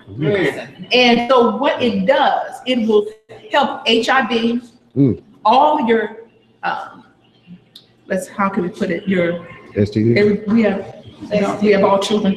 STD, all those sexual transmitted diseases. This will help. You could take saffron and put it in water. You're going to put about three or four strands in the water. I'm not saying put a lot, put 3 or 4 strands in the water. Now, I'm talking to my Hebrew brothers and sisters, so I know you guys are not going to go out there and do. Right. I'm just saying, I'm just No, but this is what it's going to do. It will help alleviate sexual transmitted diseases. And this is the best kept secret here in America. It's only, like I said, harvested once a year. And it's all over. But there are certain ones you can get, certain ones you don't want to use. They grow this here in America? And they grow, you can grow it as a seed, but there's a certain, it has to have dry, a place where it drains. So in the summer, it has to have a place where you can drain successfully. But yeah, so and it has to have a certain amount of heat. Okay. And so that's what this does. Do you have anything for diabetes and migraines? Saffron. That right there? That will help with that. Let me give you an example, and I hate to keep telling about my husband. My husband comes in, like I said, he's in his 70s. And so sometimes when he's you're not going to stop him from working because that's what he does. He likes to do certain things. He keeps moving. He has to keep moving. He doesn't have a job he goes to. He was retired, so he goes to a certain place. Okay. So he goes to help. He says work, but he goes to help people. He goes to help. Praise God. And so what he does when he comes in and he has gone a situation and he's been sweaty and he's tired and he's aggravated and all these type of things. You know what? So to help me help him. Right. Let me help you. I said, honey, we haven't had. One more thing. Okay. I said, help me help you. No. So I said, honey, you haven't had we need some, we haven't had our saffron today. And he says, I don't want that. Okay, well, I do, and help, I need you to take one with me, because if I don't do it, if I can't do it, you can't do it. Okay. So what he does, he takes it. 15 minutes later, he's calm, cool, and collected. And it also works on the brain. Check this out. It works on the brain, so much so that it acts as a tempo for the brain. It's a tonic for the brain. Can you believe that? You can put 3 or 4 in water, and after it dissolves, then drink it. You can put it in your almond milk, 3 or 4, till the water turns yellow. Make sure it's dissolved, and you can drink it. And it calms down your anxiety, your stress, depression, anxiety. It works on the brain. If you're at work, now I want to say this to you. It is a slight sedative, so it will help you rest. It will help you rest at night. Okay, so ladies and gentlemen, I'm gonna I'll hurry up and close this out. But one more thing, bay leaves. If you're having problems with this, is called bay leaves. Who knows what bay leaves are? They've heard of it. Heard of it. Okay, these are bay leaves. Bay leaves. These are bay leaves. You can cook with bay leaves. Put it in your beans. Put it in. Yes, you can. But see, not only is it an anti-inflammatory, it gets rid of inflammation. It helps the nerves calm down. It's good for viruses. It's good for sickness when you're sick in your stomach and you have nausea, different things like that. You can take bay leaves. Thank you, sir. You can take bay leaves and you can put it in a cup. Check this out. You can put bay leaves in a cup with boiling hot water. Let it steep. You can take a couple and you can let it steep. I'm gonna give you this.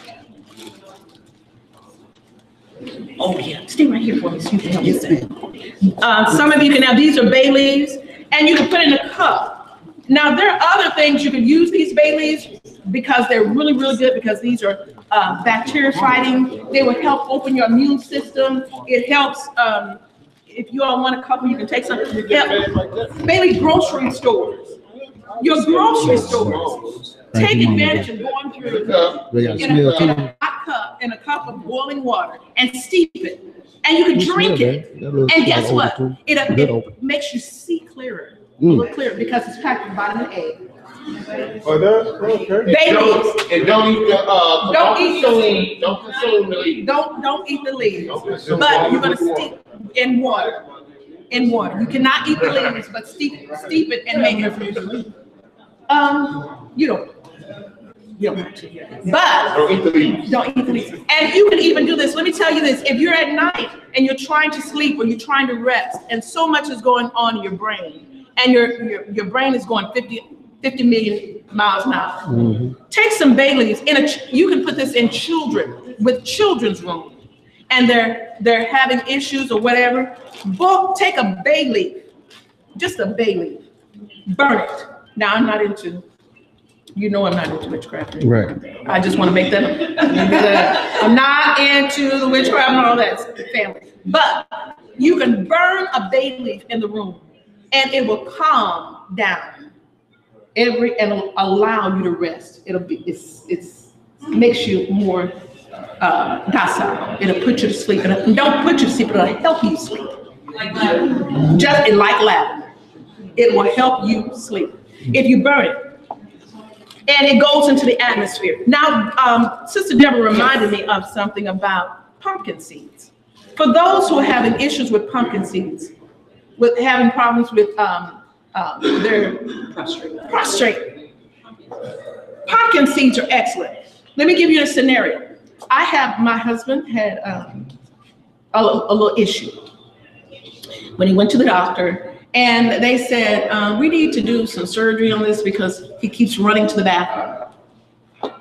Something as simple as pumpkin seeds, guys. We used to eat some pumpkin seeds when we were children. Yep, sure did. Pumpkin seeds. Pumpkin seeds. And you know what?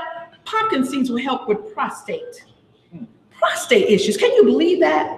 Pumpkin seeds, the leaves of the field are good for the good of the nation. Help me help you. That's right.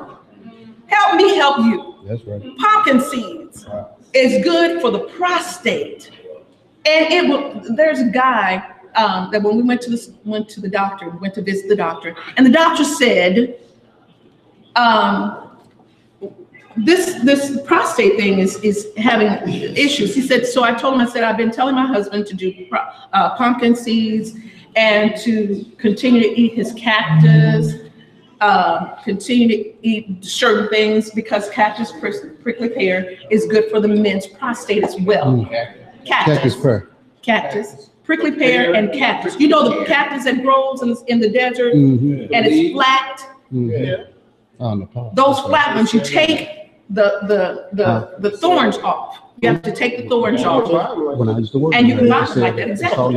And you can. As you pull those stickers off, and my husband has to tell me, please let me do it without a week. I don't want cactus for a week because I make him take the thorns off. Not only is cactus good for prostate, cactus is good for the enzymes of your brain stems.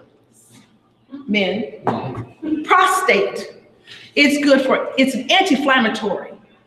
It will anti-inflammatory in those personal areas for women and men. In those personal areas. This is what cactus does.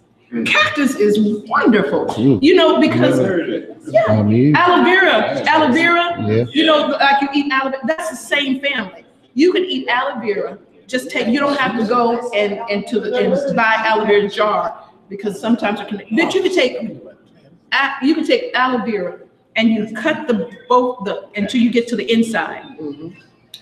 In other countries, they just eat it in the summer, like it's just nothing, like it's candy. They'll do it. And what it does for the body, people, it rejuvenates the body. Just like cactus. It will rejuvenate the body. Women use it for their hair, and it causes their hair to grow long. I'm not gonna do that. I'll use your. It'll take the hair. You can put a cactus on the ends of your hair, and it makes it so sleek. You don't have to use perm. Use the cactus. What can I do for this?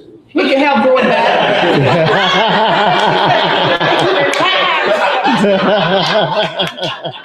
If you use cactus, men, if you're having issues with your hair, because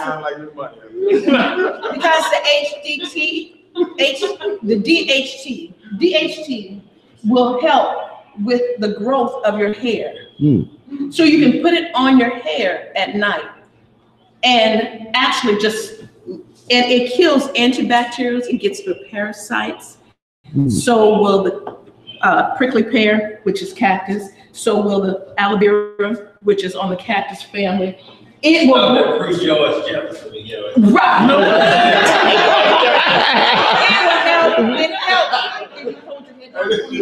It helps all of this. So at night, one of the things you can do if you have helichrome, you can take cactus and helichrome, and you can mix it in, and you can just rub the hair down. Also castor oil, if you don't mind. Castor oil will grow your hair. Castor oil. The same reason why Black you seed can oil take don't do the same? castor oil, but it has to be in this, the dark bottle. Right. You can use just lavering it up in the scalp, lavering up in the scalp, and it will help grow your hair. It'll help. Castor oil. Castor oil. And so, there's a fruit that comes on top. You get wasabi. Anything that would get rid of the DHT in the body. So it does that. But you can take something as simple as the aloe vera, and you can smooth your hair down. You can take okra and cause your hair to grow back to the color. Cactus, actually. Cactus. Yeah, okra. Aloe vera good for setting your locks too. Yes, It will make it stay locked on.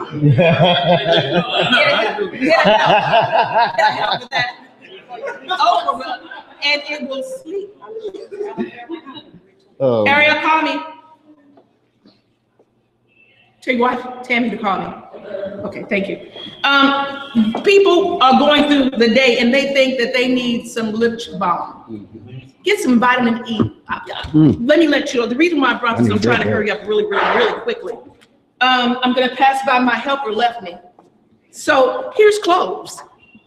Cloves, you can put it, and I know I told cloves, this is all cloves is. Let me put in this so you can see it. This is whole cloves. Whole cloves. And you take the whole cloves, you can put it in your mouth when you're going. My sister left me, so I have to. Use the restroom. Let her take that around. And then if they want some, Sister Deborah, give them some. This is cloves. If they want some, let them have it. And this, not only with cloves, it's an antibacterial, antifungal, but you can put that in your mouth. If you say, oh, Barb, I don't want to carry something, chewing something all day. You can put this in your mouth, and you're around a lot of people with bacteria, and they have colds and flus. You can take this, put this cloves in your mouth. They have about 2 or 3, and in the back of your mouth, you can chew a little bit of it during the day. You can keep, they don't have to know that you have cloves around. And what it does, it cures, it gets rid of colds, bacteria, it helps inflammation. And yes, Sister Deborah's right. For tumors, it causes tumors to shrink. Something as simple as clove tea. Cloves every day. Cloves would do that. Whole cloves. And you can just boil it. If you don't want to hold it in your mouth, You can just let it just set in your mouth and get soft and put it in your bag. They use cloves as you can numb your tooth if you're having a toothache. It's a temporary tooth. It's almost like a Novocaine. See, in place of Orgel, it's a temporary pain reliever. And it works, see? My husband, yeah, it works. My husband had issues with his tooth, and until he could get to the dentist in a week, it was a whole week. And he had kept having issues with the tooth. So he would come home, he said, honey, where's the clothes? And he'd get the clothes and let it stay in his mouth. You could let it sit on that one side. Give it an hour, and the pain is gone. So it would get rid of the pain. And also, in the same time, it gets rid of colds, flus, bacteria, inflammation. You can take, I gotta go spice shop. it is strong. It is strong. And what I'm trying to say is everything in your pantry, as for spices, is right there for you. It's right there. When he said the leaves of the field are good for the healing of the nations, he really meant that. Yes, ma'am. The Creator meant that. Last but not, I said I was going to do this. Ladies and gentlemen, what I need you to do, if you had your cup again, this is the name of you. This is called clove tea. With a little bit of, would you do this? Oh, here's my assistant. I'm going to let you taste clove tea with a little bit of chicory in it. And now when you go out, like I said, because I'm giving you anti-inflammatories, antibacterials, I'm giving you, it's opening the pores. So I'm giving you ideas of how to cleanse yourself. And also keep in mind, these kill parasites. So all these things that I'm mentioning to you will cure parasites. Is there such thing as taking 2 million stuff at one time? You could take as much as your body as you can tolerate, as your tongue So you have to know your tolerance. When you first taste it, when you first drink it, or you first put it in your mouth, it's going to be because you're not used to it. You're going to be, you're not used to it. So it's going to be a shock on the body. So when you're taking this, keep in mind, you have not tasted this type before. What do you think? Not bad. Thank you. Not bad. And so what you're going to do, you're opening your body to these things. In this, you're going to make sure, exactly. You make me cry. You can use sweetness with agave, guava, those natural fruits. It might be too strong for some. You can always dilute it. And so what you do is put it in there, and this is what I was telling you about. You can do that. You can do those healing things for your body. Now, can I ask a question? Yes. A lot of me and my wife are trying to eliminate certain drinks and trying to add other drinks. These are drinks we can replace our. You can replace. You know what you can do? Let me tell you something about time, which is something that I want you guys want to do. You can take time, and I give you a lot of information. So sometimes in the back white, I give you a lot of information. So sometimes if you need me to just say, let's talk about one herb at a time, and we can do that.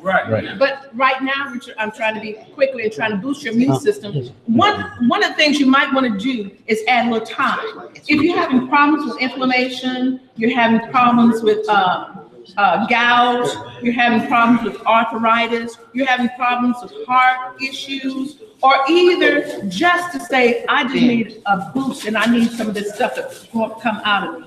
Thyme, Thyme. Oh, the herb thyme. The herb. Make it out of a tea. Put a little lemon in it. Put a little, now, I want to admit to you guys one more thing, and I thank you for trusting me, but I put a little bit of time in with this. So in case you all. Right, that was excellent. I like that right there. You like this better? Yeah, everybody like that lemongrass tea. Switch up. You can switch up. And you can add thyme to it. And thyme is a diuretic, so you will go to the potty. Thyme also in the morning will help you Yes, go to the potty very well. But it will also cleanse your bowel. It'll cleanse your heart, your kidneys, your lungs. It does all that wonderful stuff so that you'll live. But you only want to use a little bit in a cup. Use a half a teaspoon and boiling hot water. Let it set for about 10 to 15 minutes and it's gone. Okay? So those are just a few things that I know I have to close up some. So I just want you guys to be, Sister Deb, before you go, let me put some on your, and what this is peppermint. Young people, peppermint will get rid of the tendinitis, anxiety. It'll strengthen your immune system. So since you're going to see that peppermint? Okay, since you're going out there, young people, and since your system is out, let Sister Deborah. Y'all saying this? Y'all watching it? This is peppermint. Okay, this is peppermint. It's good for headaches, anxiety. It'll strengthen your immune system, and plus, it opens your pineal glands. Peppermint. So let's Sister Deborah let you all smell this. She's going to go that direction. I'm going to. Now, don't look at what's in the bottle, because I recycle my body. Oh, okay. I recycle my body. So okay. That was something else that you put peppermint over. This is what this is. I mix a lot of other things in it. So we'll talk about that later, what I've mixed in with it.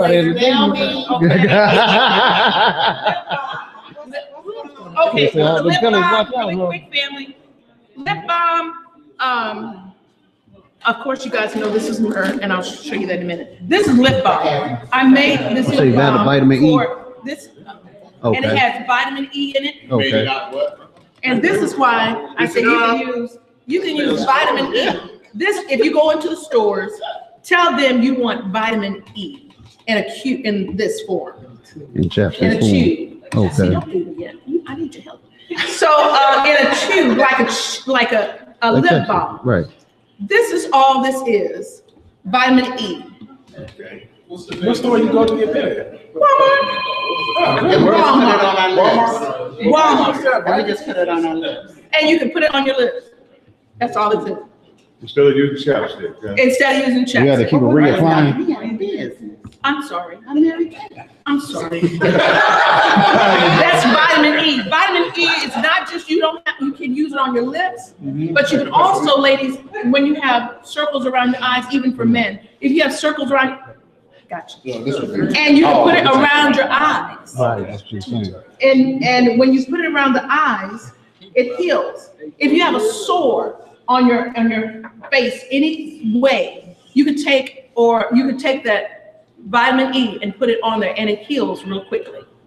That's pure, but it has to be pure vitamin E. That's Walmart. You can go to Walmart. I'm gonna go get some. You can go to Walmart. But see, Sister Deborah, I just want you to know I knocked myself out because I have vitamin E and I have different oils, and I can't tell you what they're right now, but there's different oils in here that's really good. This particular oil, it has majority of vitamin E. It's the pure stuff. And I put, so what it does, I want you to smell it, but only use this because other people have used with it. And this is a little bit of this in it. Hella crispy. But I can't tell you what else I had in it. So I'll tell you later, okay, because of time. I'm not trying to kill you.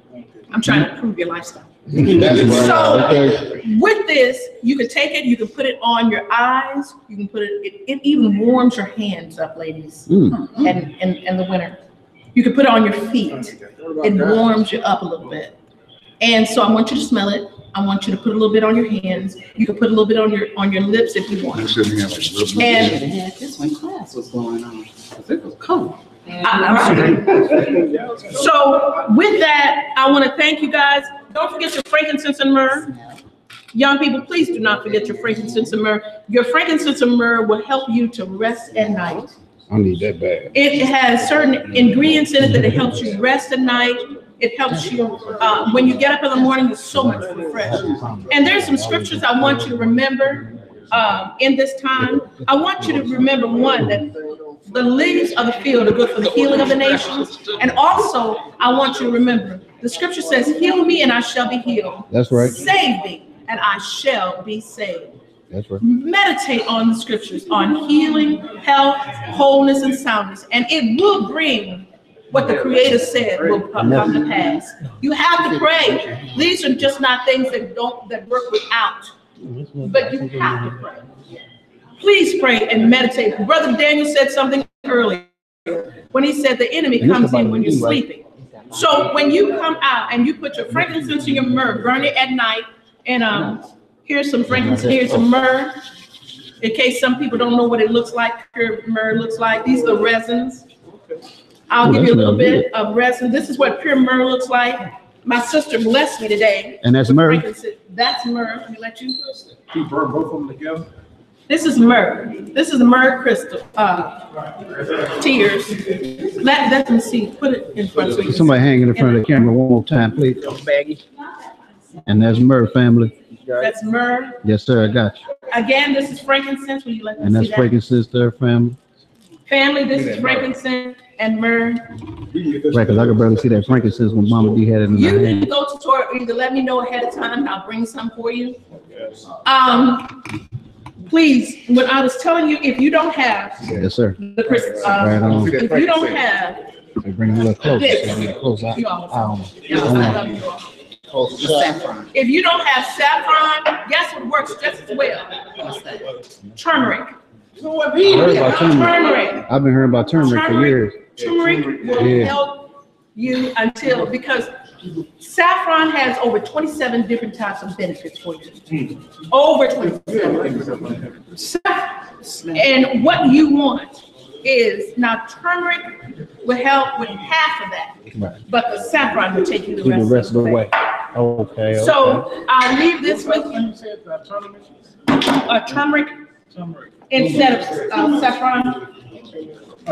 Well, that's Saffron is better. Saffron is better. As you walk out the door, young people, please put a couple sprays. Y'all see that? Before you walk out the door, please use a lot of, use some of this.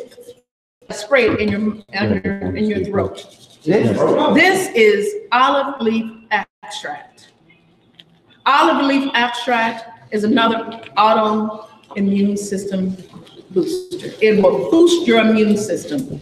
It will boost your immune system. So you want to put a little bit of this, spray a little bit on your mouth. You know what? That's where they come with. They say, "Oh, olives are good. Olive oil. It's very, very good for you." Spray in your mouth? It's a throat spray. I'm just like, Spray not on here. It's throat spray. So remember when they said olive oil is good for you? Yes, ma'am. When you do olive oil, make sure you look at the expiration date, because sometimes if it's been on the shelf too long, it'll do more harm than good. So you want to be watchful for that. But this is olive leaf extract. And olive leaf extract will boost your immune system. It will give you, like Brother Daniel was talking about one time, about when you have the crystal eyes, your eyes around your eyes are white, like babies. This helps that. It helps. Excuse me, sister. We use that mouth spray. It ain't gonna counteract all the other stuff we just took, right? It's not okay.